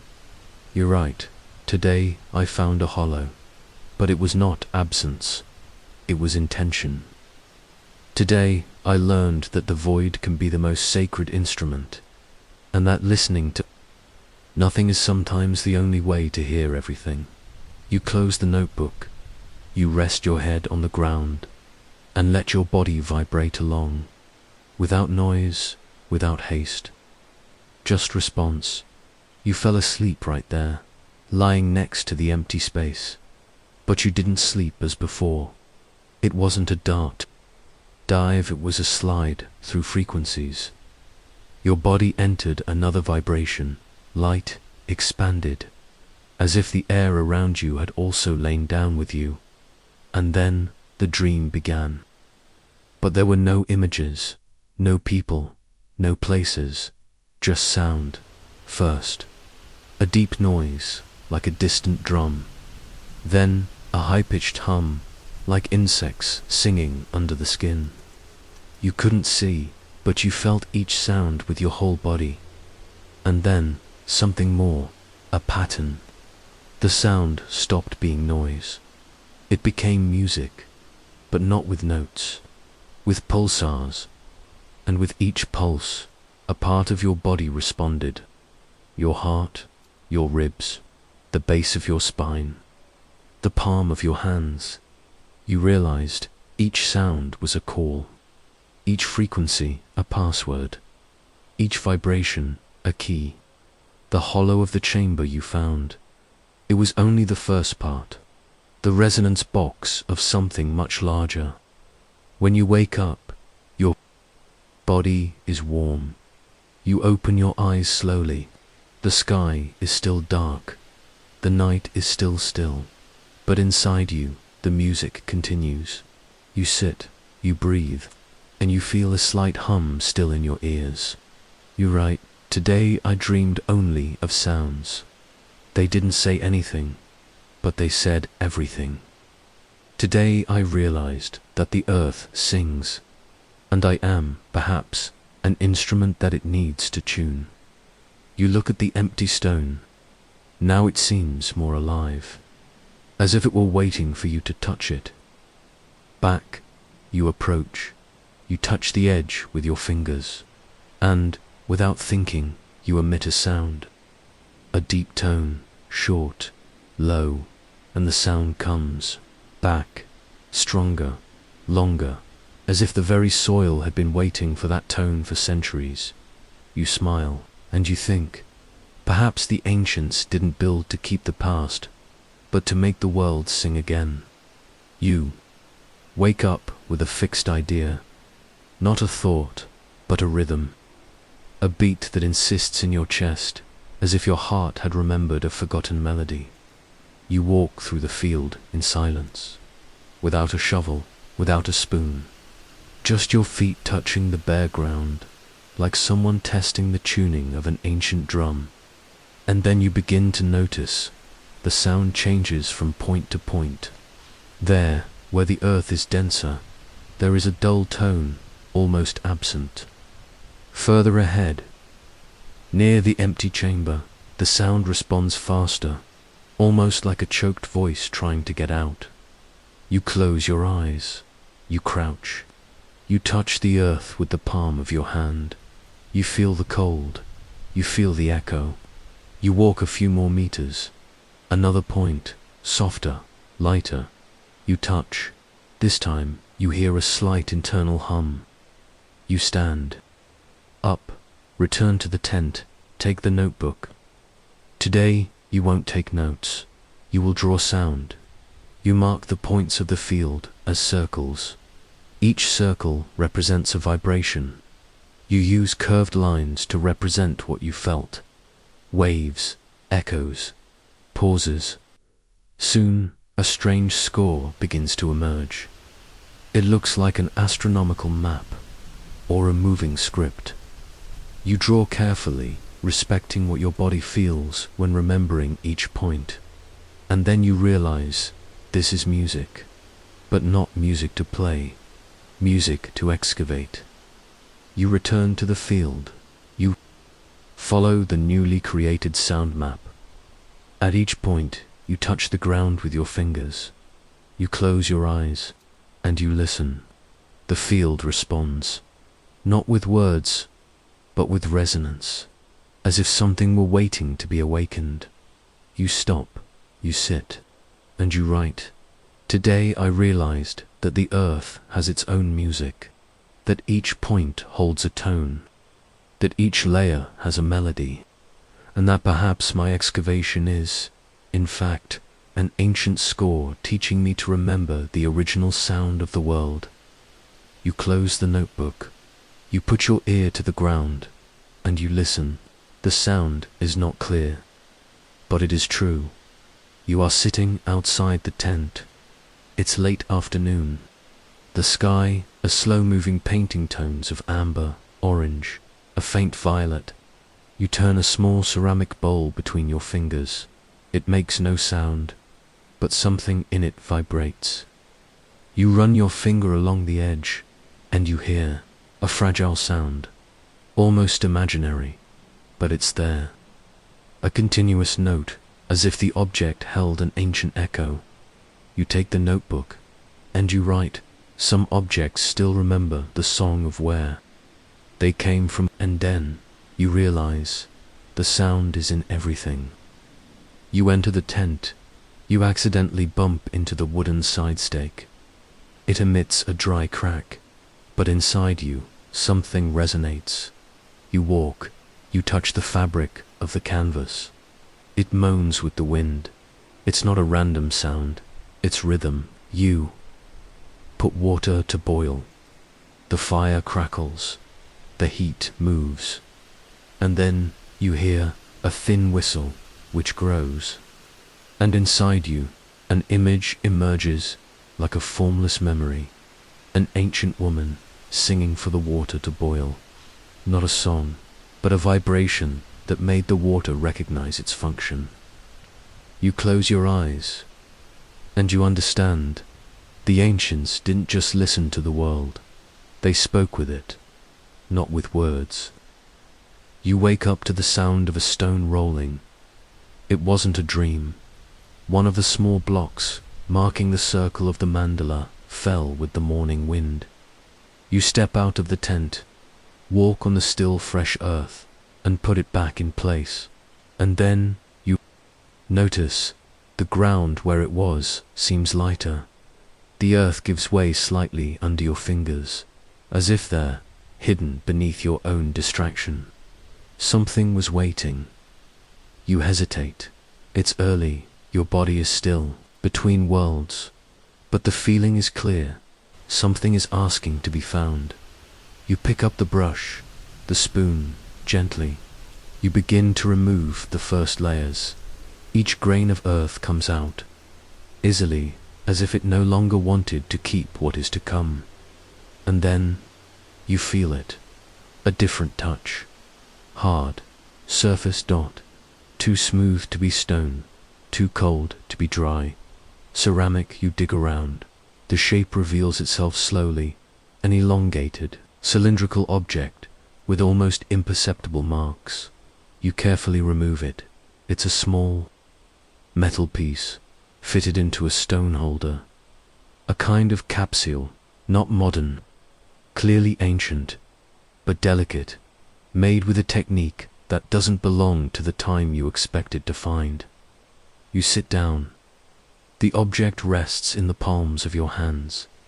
It doesn't shine, it doesn't impress, but it carries presence.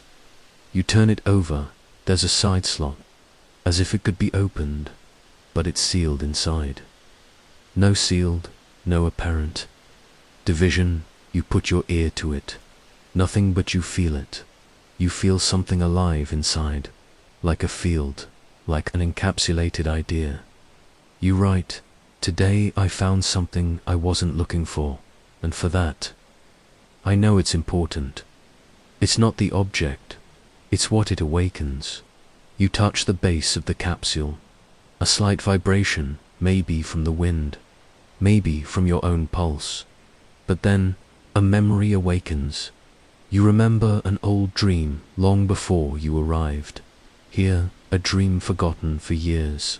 In it, you carried an object like this. You didn't know what it was, but you were sure it was yours. You swallow hard. Is it possible? Is this really the same object from the dream? Or did the dream come from this object? You close your eyes, and something like a whisper forms inside. Not everything we excavate comes from the earth. Some things emerge from time. You hold the object with both hands, and you thank not for having found something, but for having been found. You enter the tent slowly, holding the object with both hands, as if carrying a cup of fire. You place it on the clean cloth. Turn on the side. Lantern. Take out the tools. Open the notebook. Begin first. The surface metal that doesn't oxidize. Cold to the touch, but not icy. No sharp edges. No sharp edges. No joints, as if it had been molded all at once. You note, possibly an unknown alloy. Does not correspond to what would be expected from an object of this era. But when trying to measure it, you notice something strange. The object seems alive. Not in movement, but in presence. When you touch it for more than 5 seconds, it warms slightly. When you move away, it cools again. You repeat the test. Same result. You note, object responds to touch with temperature variation. No external signs of energy source. You observe the capsule from the side and feel something unsettling, as if you were being watched. It's irrational, but undeniable. You tilt your head, and the feeling increases, as if the object was scanning you back, as if your mental presence altered the way it behaves. You test one more thing. Draw sound patterns around it with a small tuning fork. As you vibrate the notes, the sound seems to distort around the object, as if the air responded differently. You note presence of a strange field around the object. Possible vibrational property. Further study needed. But then you stop. Put the pen aside and breathe, because something inside you begins to stir. It's not the object that needs to be studied. It's you. You feel this clearly, as if the artifact hadn't been buried by chance, as if it had waited for you, as if it knew when it should be touched, by whom you closed your eyes. Touch the center of the capsule with your fingertips, and something pulses, not outside, but within you. You see an image, brief, clear, an eye carved in stone, open, eternal, eternal, watchful, and then a soft darkness that doesn't scare, just envelops. You open your eyes, remove your hand, and the object remains inert. But something has changed. You write, "Today I understood that there are objects that were not made to be studied. They were made to be activated today. I realized that perhaps it's not me who is documenting this excavation. Perhaps it is she who is watching me write." You close the notebook, look at the artifact, and say, without irony, "If you are listening, I am listening too." You lie down with the object on a clean cloth beside your head. The silence inside the tent is complete, but inside you, there is a hum, not like a sound, but like a constant vibration, as if the body were being tuned. You fall asleep quickly, and the dream comes immediately. But there is no place, no speech, no phase. There are only hands. Young hands, old, strong, trembling, darkened by time, stained with earth. They hold the same object that now sleeps by your side. One by one, they pass the capsule forward, with reverence, with care. Without words, you realize that these hands do not belong to a single culture. There are hands that seem to be from the desert, others from an island, others still from icy mountains. The object traveled not in haste, but with intention, always among those who listened more than they spoke. And then a final hand appears, yours.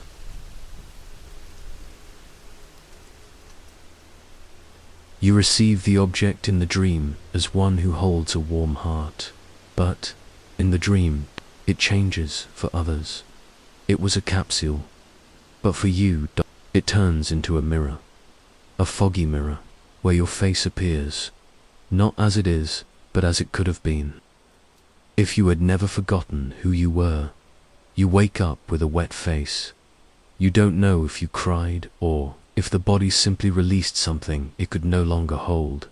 You touch the object, it's cold, but it seems to look back. You write, "Today I dreamed of hands, all held the same object, but each saw something different. Today I understood that perhaps this is not a capsule, it's a key, and perhaps also a mirror.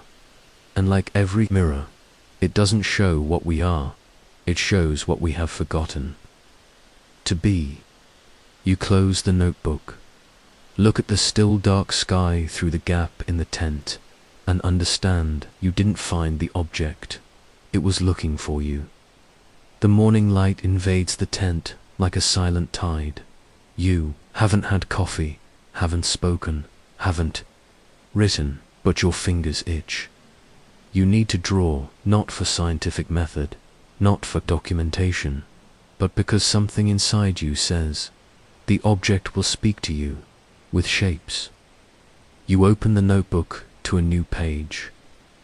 Place the artifact on a light cloth, turn it slightly, observe the shadow it casts, and begin. First, you trace the outer contour, cylindrical, smooth, but around it, you notice something strange, a subtle undulation you hadn't seen before. You adjust the position, see that there is a play of light and shadow creating a kind of undulating pattern, like the flow of still water being touched by the wind. You redraw, this time more attentive to the shadow, and then you see shapes emerge, not symbols, but movements, as if the object were recording time, as if each undulation held the memory of a hand that touched it, of a wind that kissed it, of a moment when it was passed between generations. You draw again, now from the top, and there, in the top view, something is revealed. It's not symmetrical. The capsule carries a slight deviation, almost imperceptible, but there you draw the deviation, and feel something in your chest, as if that imperfection were the key. You close your eyes, touch the exact point of the deviation with your finger, and see inside your mind a spiral, quick but clear, spinning in the same direction as your spine when in deep meditation. You note, today I understood that drawing is not recording, it's entering. Each line reveals a layer that the eyes do not see. The object changes because my listening changes.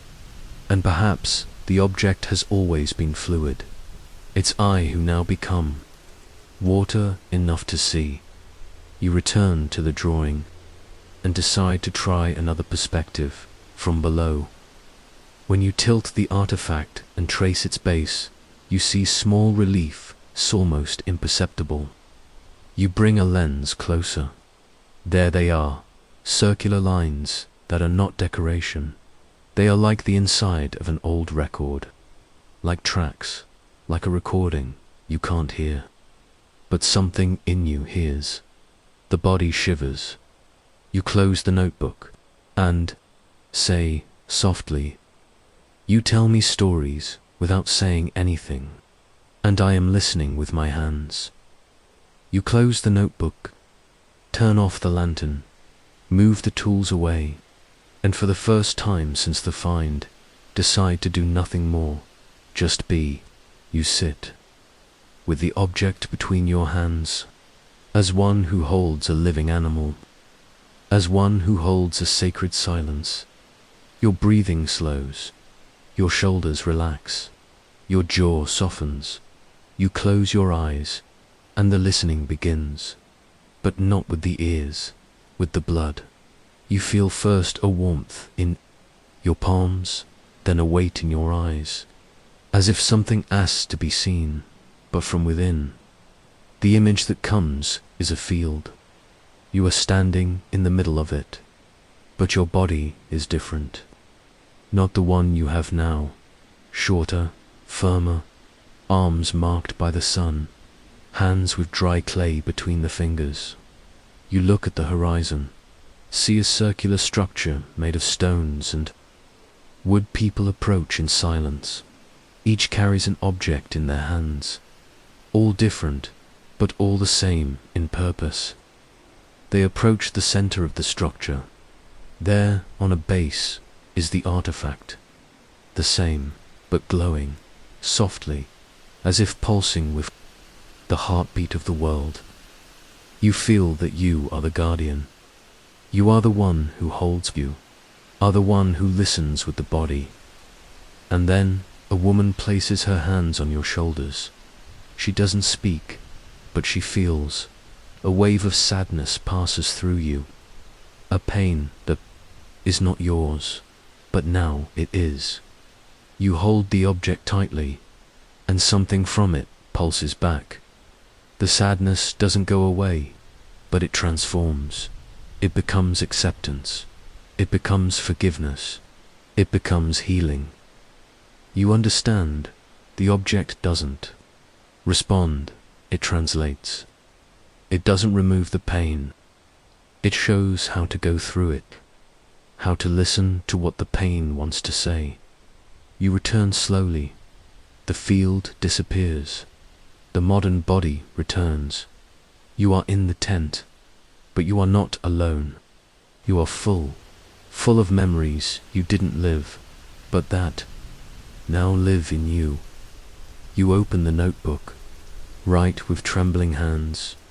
Today I felt pains that were not mine, but now they are.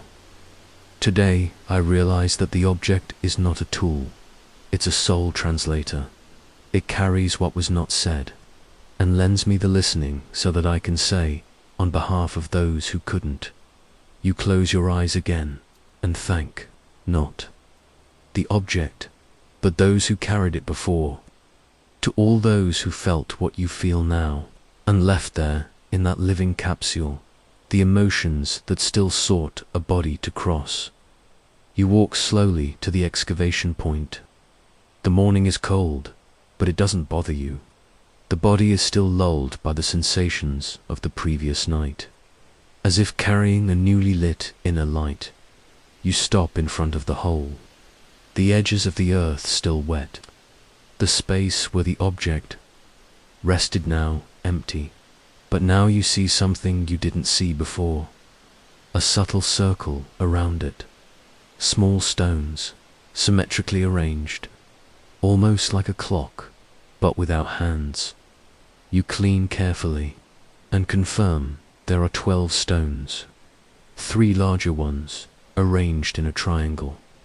The rest uniform, like marking points. You write, it wasn't a loose capsule. It was the center of a mandala.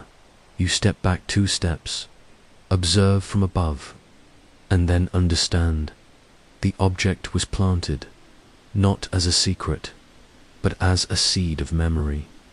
You close your eyes and see again the woman from the previous dream. Firm hands, tearful eyes. She holds the object with reverence. and places it in the center of the mandala. Around other people intone a deep sound, not a chant, a vibration, a lament, a call. You feel it wasn't a farewell, it was a delivery, as if they were saying, "We keep what cannot be forgotten, but that should only be remembered by those who listen beyond." You take a deep breath. The image dissolves, but the vibration remains. You touch the ground around, feel a slight warmth, as if the space around still retained the energy of that moment, as if time hadn't erased anything, just placed a mist over it. You return to the notebook. Today I understood that I didn't find an object. I received a legacy. Today I saw that there are places that were not abandoned. They were consecrated. You sit in the center of the mandala. Total silence. The object in your lap, hands resting, eyes closed. And there, for the first time, you feel part of the place. Not as a foreigner, not as a scholar, but as an heir to an ancient gesture. You whisper, "If they chose me to listen, may I honor what was said." You don't know where to begin, but you feel you must. Not with tools, not with voice, with gesture. You pick up the stones of the mandala, replace each one in its original points. Slowly, in silence, as one who assembles an invisible reliquary. Each stone seems to fit lightly, as if it recognized the place, as if it said, "Yes, it's here." You kneel in the center. The object rests in your hands, but you don't observe it. You listen to it, and then you begin. There is no choreography, only intuition. You raise the object high, close your eyes, and, without making a sound, imagine a deep tone coming from your chest. A sound that doesn't need to come out of the mouth. It vibrates inside, like the echo of a lost note returning home. You turn your body slowly, facing each stone. Pause, breathe, feel. As if in each direction there was an aspect of time, past, future, origin, return. And with each breath, you say, without saying, "I remember, I return, I honor." You don't know how much time passes. The body begins to warm, the hands tingle, the eyes fill with water. But there is no sadness. There is a nameless emotion. You lay the object on the ground, not to bury it, but so that it can breathe the soil, so that the mandala recognizes it again, so that the gesture is complete. And then you sit beside it, hands on the ground, eyes on the sky, and you whisper, "If what you carry are memories, may I be a shelter. If what you carry are voices, may I be a listener. If what you carry is presence, may I become a space for your permanence." And at that moment, the wind blows, but not as before. It passes through the stones and emits a subtle sound, as if each stone, in response to the gesture, had released a contained note. Not music, an acceptance. You remain there, without moving, without thinking, just within the ritual. You take the notebook and write with tears falling on the page. Today I didn't reconstruct. Today I participated. Today I didn't understand. Today I was touched. Today I didn't study the object. Today I returned it to the gesture that gave birth to it.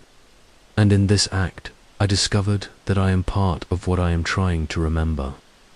You close the notebook, rest your forehead on the ground, and say, "I didn't come to take anything, I came to return." You fall asleep without realizing. Lying on the still warm earth of the afternoon sun, your muscles loose, your face turned to the sky, the object resting beside you, like a guardian in silence. But inside, something awakens. You dream of your skeleton, but not as a clinical figure. You see it from within, transparent, vibrating, each bone a note, each joint a junction between worlds. You are still, but the sound runs through you like an underground river. It rises through your feet, swirls in your knees, spreads through your ribs, settles behind your eyes, and then you see the object is not outside. It is at the center of your chest, spinning like a core, like a cord of memory that pulses. You try to touch it in the dream, but the more you try with your mind, the more it hides. Then you stop, breathe, and just feel, and in that instant it opens, like a flower, like an eye, like a sound. From within, no image comes out. A sensation, pure, deep, indescribable, something between longing and belonging, something between crying and laughing. And then you understand the object is not the key. I am. The artifact doesn't carry answers. It just vibrates at the exact frequency to remind the body how to open, how to listen.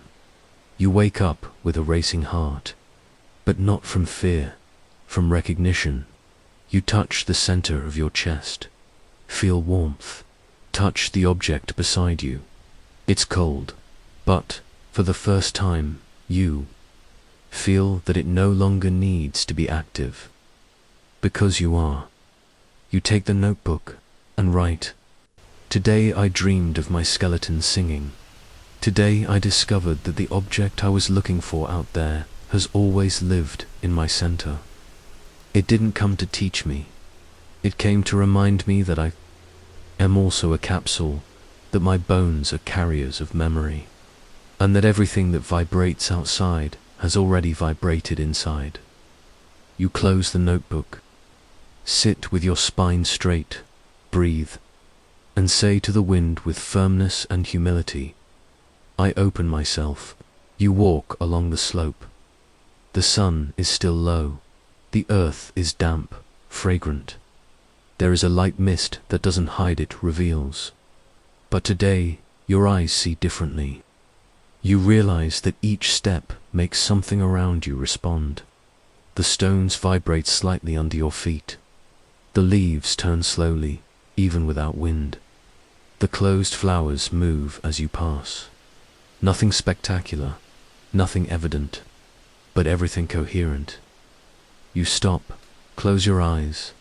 The body still holds the rhythm of the dream, the sound of the bones, the opening of the chest, the inner flower, and then you realize the world is vibrating in the same tone. The noise of the insects, the sound of your breath, the distance between the trees, everything forms a kind of silent score that can only be heard with the whole body. You touch the trunk of a tree and feel the same vibrational pattern as the artifact, a rhythm that is not measured in time, but in presence. You write, "Today I am not walking on the earth. I am dancing with it. Today I am not observing the world. I am part of its listening." You kneel. Touch the earth with both hands.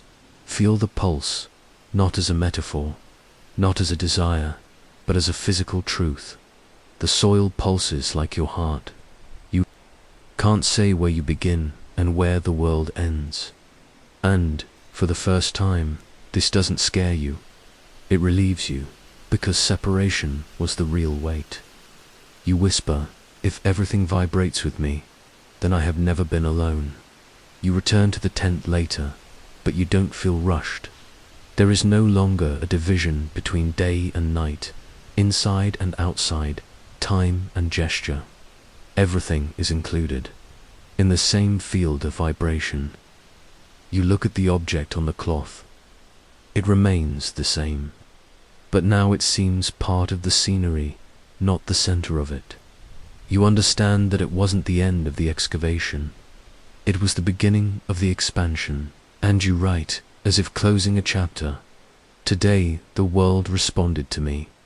Today, I realized that the excavation was only the surface, because when the frequency changes, everything sings, everything bends in synchrony, everything becomes voice, and I no longer listen with my ears, I listen with my being. You observe the object on the cloth.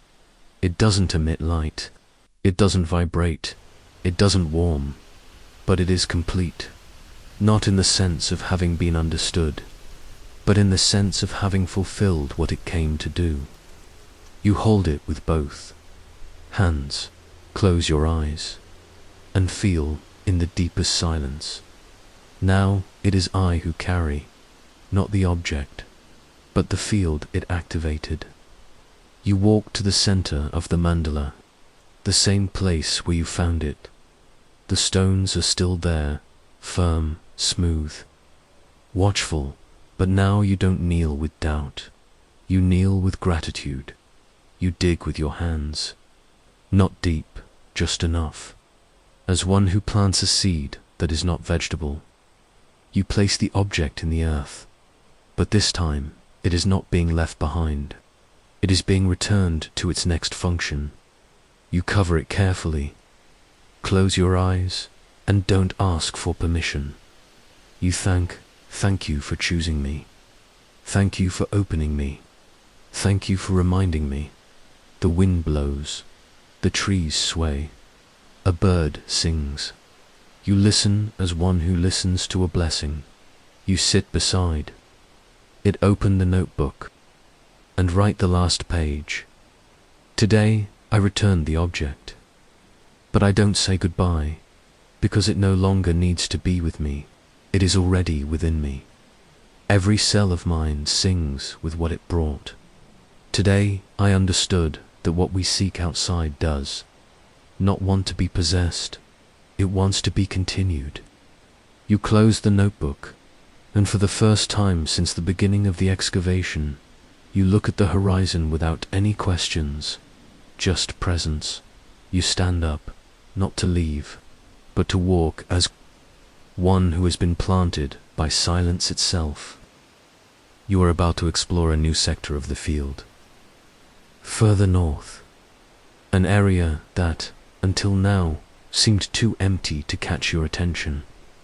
Few marks on the ground, no obvious signs, just the sound of the wind. But today, something has changed. You wake up with a certainty. You need to go there, not by logic, but by feeling. You prepare your tools, but without urgency. You know that what's important won't be what you find, but what will already be waiting. As you approach, you feel the air is different, not denser, but more attentive, as if the space itself is listening. You stop, before even touching the ground. Before making any gesture, you already feel a wave of recognition passing through your body, as if the place is saying, "Ah, you've arrived," not with words, but with the field, with memory scattered in the wind. You sit down, you don't dig yet, you don't take photos, you don't analyze, you just stay, and in this staying, you listen. A low vibration, as if the ground is whispering someone's name. Maybe yours, maybe someone who was here before, or maybe no name, just presence. You pick up your notebook and write without thinking. I've arrived at a place where space was already whole. Nothing was missing. I just aligned with what was already waiting for me. I didn't come to open anything. I came to complete the gesture someone started. You look around. Everything seems ordinary. Stones, sand, fragments of dry leaves. But inside, nothing is ordinary. You feel an inexplicable familiarity, like entering a room you've never visited, but knowing exactly where everything is. You kneel, pick up a small stone. It fits perfectly in the curve of your palm. And then you understand this place was designed for you, Or maybe you were sculpted to fit in this place. You close your eyes and give thanks. May I know how to listen to what came before me. You walk through the new sector with slow, almost meditative steps. Your eyes don't search, they allow. The ground here is firmer. Little vegetation, light sand between the stones, and a different sound when you step. Drier, cleaner. You crouch to observe an area where the sand seems to have moved unusually. As you brush with the brush, grooves appear, not clear but rhythmic. 3 parallel marks, then a small space. 3 more, then a curve. You frown. Not animal tracks, not tool marks, traces of someone who passed, but not walking in any way. Walking like someone who knows what they're doing, like someone who is dancing. You stand up, look around, and decide to do something unusual. Repeat the steps. 3 steps, pause. 3 steps, curve. 3 curved steps, silence, and then the unexpected. You realize that your own feet fit perfectly into the marks on the ground. You repeat once more, with attention, and feel in your heels, in the soles of your feet, in your knees, that this way of walking already exists within you, as if someone had taught you without words, without presence, without time. You stop, sit down, look at the marks, look at your feet, and note, today I found footprints, but not in the past. I found them in the body, because every step I take now seems to echo what someone already knew, as if my walks were repetitions of forgotten gestures, as if someone had danced before so I would know where to step. You take a deep breath. The marks continue, but disappear on a rise of sand. You don't follow them, because you understood. It's not a path outward, it's a path inward. You close your eyes and listen to your own steps inside your mind. They make no sound, they make sense. You are sitting on the slope. The sun warms without burning. The notebook rests on your lap. But today you don't write immediately. Today you remember, but differently. From other times, they are not chaotic memories, nor loose images. It's a line, clear, silent, firm. You see yourself at 7 years old, alone in your grandmother's backyard. You find a different piece of stone shard, with a strange shine. You remember the feeling, as if it had been waiting for your hand. Years later, you still had it, but you never told anyone. It was much later that you understood. That was a kind of call. You see yourself at 12, in the school library, flipping through a history book that fell from the shelf. On the open page, an illustration of a circular temple. You stared at it for long minutes, with teary eyes, not knowing why. Today, you recognize the shape, the same structure you drew around the capsule. You see yourself at 19, walking alone on a street in an unfamiliar city, lost, no signal, no map. But then an elderly lady points to a staircase and says, "There you will find yourself." She didn't know you, but you went up. And there, at the top, you discovered a small museum with inscriptions similar to the ones you now excavate. You see yourself in college, sitting in a hallway, thinking of quitting. And a professor passes by and says, without even looking, "You came to discover what you already know. You just forgot to trust." At the time, you didn't understand. Today, everything shines with a different tone. You pick up the notebook and write calmly. Life has always sent me signs, discreet, silent, but precise. A forgotten object, a phrase out of time, a dream without meaning. And now I realize it wasn't. A coincidence? It was someone or something preparing the ground so I would remember the way. You look around. The field no longer seems inert. You feel that every point in the world carries anticipations, as if the universe had invisible hands that put everything in place even before you decide to walk towards it. You close your eyes, feel a lump in your throat, but not from pain, from gratitude. Gratitude for never having been alone, even in the emptiness, even in the silences, because now you know every absence was just a presence preparing itself. You walk through the northern sector of the field, not with the gaze of an explorer, but with the gaze of reunion. The stones around are covered in moss. The sun shines at low angles, revealing hidden textures. You run your fingers over a flat rock without intention, but you feel, not physically. You feel a subtle warmth rise through your arm, like a gentle call. You clean the surface with the brush, slowly, respectfully, as if dusting off a book that has slept for centuries. There, almost faded, are marks, not runes, not letters, but traces, circular cuts, 3 lines crossing in a spiral, surrounded by a symbol resembling a side profile of an eye, but without a pupil.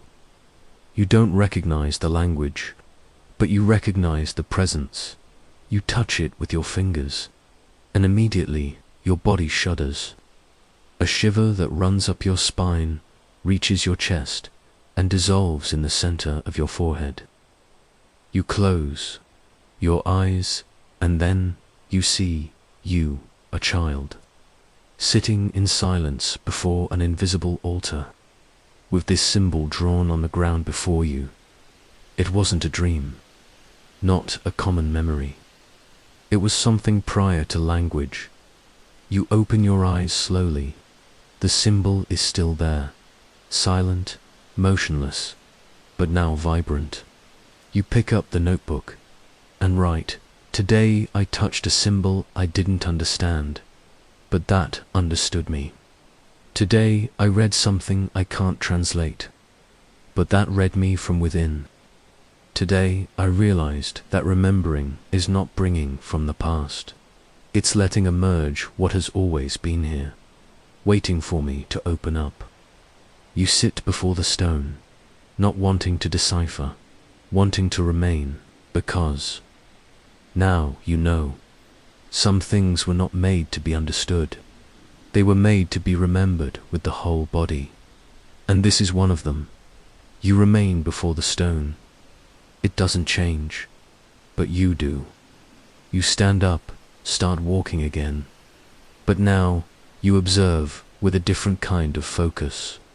Not what you seek, but what you embrace. And then you begin to notice a crevice you didn't see yesterday, a stone, slightly, turned to the east, the sound of the wind passing through a hollow structure and emitting a deep, almost human tone. None of this is new, but everything seems revealed now. You stop, close your eyes, breathe, and understand. These things didn't appear now. They have always been here. What changed? You, your way of arriving, your presence, your surrender. You sit. Place the notebook on your lap and write calmly. The world doesn't show its secrets to those who arrive in a hurry. The field watches me and bows when it realizes I didn't come to take anything. Today I understood that reality opens like a flower only before full presence, without hunger, without haste, without wanting. You look back, everything is the same. But now you see the hidden intention in the details, as if the stones had been placed not only to be seen, but to see you too.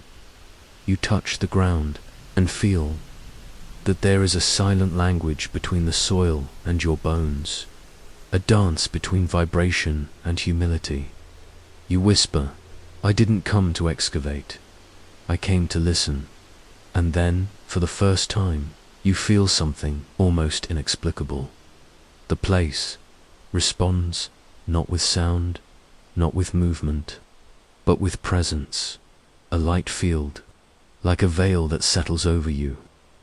You close your eyes and allow yourself to disappear into that, not getting lost, but recognizing yourself. You write, "What I am looking for only shows itself when I forget I am looking." The secret of the world is not what it hides, it's what it only reveals when you are whole. Today you wake up with a decision. You won't touch anything. No excavating, no documenting, no recording, just presence. You leave the tent at sunrise. You don't bring tools, nor a notebook, just your feet, your eyes, the silence. The field is damp. The light draws long shadows between the stones. You take a deep breath and walk as if dancing without music. Each step attentive, each minimal gesture. You feel that the earth is alive, but not in the biological sense, in the relational. Slowly, as if respecting a newly awakened altar. Yes, they turned on themselves. A few degrees almost imperceptibly. But you notice, and there was no strong wind, no rains, no one passed by there. And then you ask yourself, does the field respond to my silence? You sit beside the stones, without touching them, without asking, just listening. The sound around is almost none, but there is something more. A delicate vibration, as if the space is tuning its frequencies. You don't feel fear, you feel recognition, as if a part of the field said, "Now that you have stopped, we can move." You remain there for hours, without measuring time, without measuring yourself, and when the sun begins to set, you stand up. You walk around the perimeter of the excavation. Other small changes. A smaller stone that was buried yesterday now has part of its surface exposed. A crack in the dry. Wood that seemed closed now breathes a sliver of light. You smile and murmur to the sky, "I am not the only one alive here." You return to the tent, open the notebook, and write, "Today I didn't touch anything, but everything moved. Today I didn't seek meaning, but I was embraced by it." The field opens when my mind silences. Presence precedes the gesture, and sometimes it also replaces it. You wake up with the sun already high. Your body feels lighter, your mind silent, as if you had woken up along with the field. You decide to try something new. You won't touch any place, but you will arrive in different ways. Your experiment is simple. Approach areas of the field with different internal states. In the first attempt, you approach with a full mind, thinking of hypotheses, crossing data, making mental connections. Nothing happens. The place remains mute, closed, like a flower at night. In the second attempt, you empty your head. Take a deep breath, open your chest, and walk, focusing on your breath. And then something changes. A gentle breeze blows. The heat of the stone beside you increases. The sound of a bird approaches. You stop, not because of an external sign, but because you feel you are being received. You remain there and realize that your own heartbeat aligns with the rhythm around you, as if the space is listening to your arrival, as if the place only opens to those who arrive as an offering. You note, "Today I discovered that the place doesn't need to be excavated. It needs to be honored, and that my inner field is the true invitation. If I arrive with presence, the world responds. If I arrive in a hurry, it closes. You then decide to test something even more subtle. You meditate in front of a narrow crevice between two rocks. There, you have never found anything, but you feel a call. You just breathe. You don't desire. You don't force. You don't expect.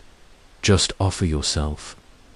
Minutes later, something unexpected, a sound, as if a small object had shifted between the stones. You open your eyes. Nothing visible, but the sound was clear. You smile. And right, perhaps the soil doesn't want to be hurt, but touched with vibration. Perhaps my presence is a key, and the heart the secret tool. You approach a clearing between the stones. You had never stopped there. It was too simple, too empty. But today, there is something different. A density in the air, as if the space held a sigh contained for centuries. You stop, close your eyes, breathe, and the body feels. Before the mind, you feel a fine sadness, like mist. A presence that doesn't threaten, but touches. You don't force interpretation. You don't try to name. You just allow yourself to feel. And the more you feel, the more soft images arise within. Hands holding other hands. A group of people sitting in a circle. Someone crying in silence. Another figure holding an object in their lap as if delivering something invisible. You open your eyes slowly. The clearing remains unchanged, but inside you, something has been touched. You crouch, touch the earth with your fingers. It's warm. Even without direct sun, you understand. There are no artifacts here. There are emotional echoes, marks left not by matter, but by pure feeling. You note, today I stepped on a place where there was nothing, and yet there was everything. Today, I realized that the field doesn't just hold what is seen. It holds what was felt. Emotional memories left in the fabric of space. Some places don't speak with words. They speak with sensation. You remain there, eyes open, but in a state of listening, and little by little, the sadness transforms, turns into peace, as if the feeling had been recognized, as if the earth itself said, "Thank you for feeling for me." You stand up, you don't touch anything, but something has touched you, deeply, and you know you won't forget this space. Even if you can't draw it on a map, you are standing on the edge of the slope. The sky begins to change color, twilight light, silence among the branches. But you feel that something is watching you. Not an animal, not a human presence, but a spatial consciousness. The entire field seems attentive, as if it knew that you remembered. You take a deep breath, and mentally review each point where you have been in recent days. The stone with the symbol, the clearing charged with feeling, the footprints that danced like yours, the mandala where the object was returned. Each place had something in common. It wasn't waiting to be excavated. It was waiting for you. You sit on a rock, lean your back, and let your body weigh, not from tiredness, but from belonging. You pick up the notebook and write, "Today I understood that I didn't come to discover anything. I came to fulfill a promise, a presence that preceded me in every place, a field that held not things, but encounters. Perhaps I am not following a path. Perhaps I am being called by pieces of me scattered." Through time, you look at the field ahead. You don't see objects, but you see clues, the curve of the trees, the position of the stones, the flow of the wind, everything like an ancient invitation, like an unfinished altar waiting for hands that know how to feel before touching. You close your eyes, and say to the space, if I am being waited for, I arrive whole. And at that moment, you feel a peace that is not absence. It is welcome, as if the field sighed, as if it said, now we can continue. You leave the tent without a lantern. Night has fallen softly. The wind is warm. The field silent. But there is no fear. Tonight, your eyes don't need light. It is your body that sees. It is the field that guides. You walk slowly. You know exactly where the stones are, where the ground gives way, where the wind changes tone. Not because you remember with your mind, but because your body recognizes. You step lightly and realize it's not you who chooses the direction. It's the direction that offers itself, as if each step of yours activates a memory of the soil, and the soil, in response, activates a memory of yours. You stop before a formation you had never noticed before. 3 stones curved in an arc, delicately aligned with the moon. You sit, close your eyes, and a phrase arises within, as if blown from somewhere between the sky and the earth. You are not walking on a path, you are walking within a call. You open your eyes slowly. The field remains motionless, but something is watching. You, a subtle intelligence, faceless, nameless, but absolutely present. You pick up the notebook, last page of this chapter, and write, today I walked without light, but I saw everything. Today I understood that I don't make the path, I am dreamed by it. Each step of mine awakens a trace that already existed. I am the living memory of a gesture that the soil has kept for generations, and now it recognizes me. You put away the notebook, lean against the stone, and let the field dream you for one more night. You wake up before the sun. There is no hurry, no expectation, but there is something different today. A kind of thicker silence, more distinct, as if the entire field were waiting for something to be recognized, not said. You don't pick up the notebook, nor the tools, nor the maps. You just walk. And with each step, you realize that the whole journey was not made to take you to something, but to empty you. Yes, because only in the empty space can something be written. And today, you feel, a word wants to be written within you, not with letters, not with sound. You walk to the slope, where the sun first touches every morning. There, you sit, cross your legs, close your eyes, and listen. There is no music, but there is rhythm. The wind whispers steadily between the stones. The heart beats firmly, and the breath glides. You feel that your whole body has become a page, and then it begins. Not with thought, but with perception. An image, the entire field, seen from above, as if time revealed the invisible threads between each point where you have been, the mandala of the object, the clearing of sadness, the dancing footprints, the stone with the symbol, the silent tent, the vibrating tree. Everything connects in lines of light. Everything forms a giant character, a symbol that belongs to no language. But upon seeing it, you understand. And in that instant, you realize there is no word outside of you. The word is you. You are the language the world has been waiting to read.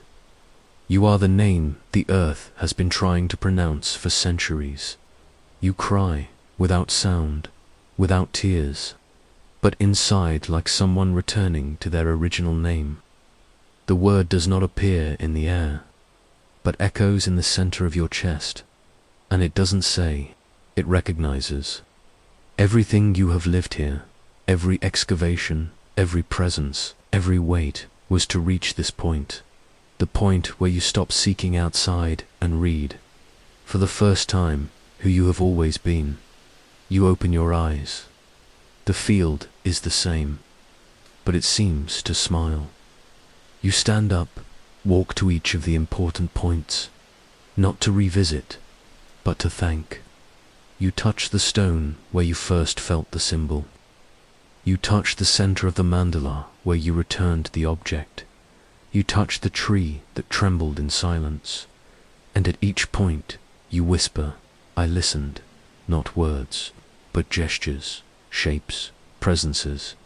And listening to this is listening to the original word of the world, not an instruction, but a memory. You sit one last time before the clearing, there where you felt the ancient pain of others. But now you feel only peace. And understand, you don't need to carry what you came to find, because what you came to find is already you. You pick up the notebook, write the last entry, today. I didn't excavate. Today I was written. Today I didn't seek answers. Today I was traversed by a soundless language. Today I understood that everything I lived didn't lead me to a word. It led me to recognize that the word is me. I am the symbol, left to be found. I am the bridge between worlds. And now that I read myself, there is nothing more to seek, only to live. Like someone who has been recognized by their own silence. You close the notebook, calmly, with gratitude, and whisper to the wind, for the last time in this cycle, take me where my presence is a word. Because now, wherever you step, the world will know who arrived was not an archaeologist. It was a poem that finally knew it is read by the earth.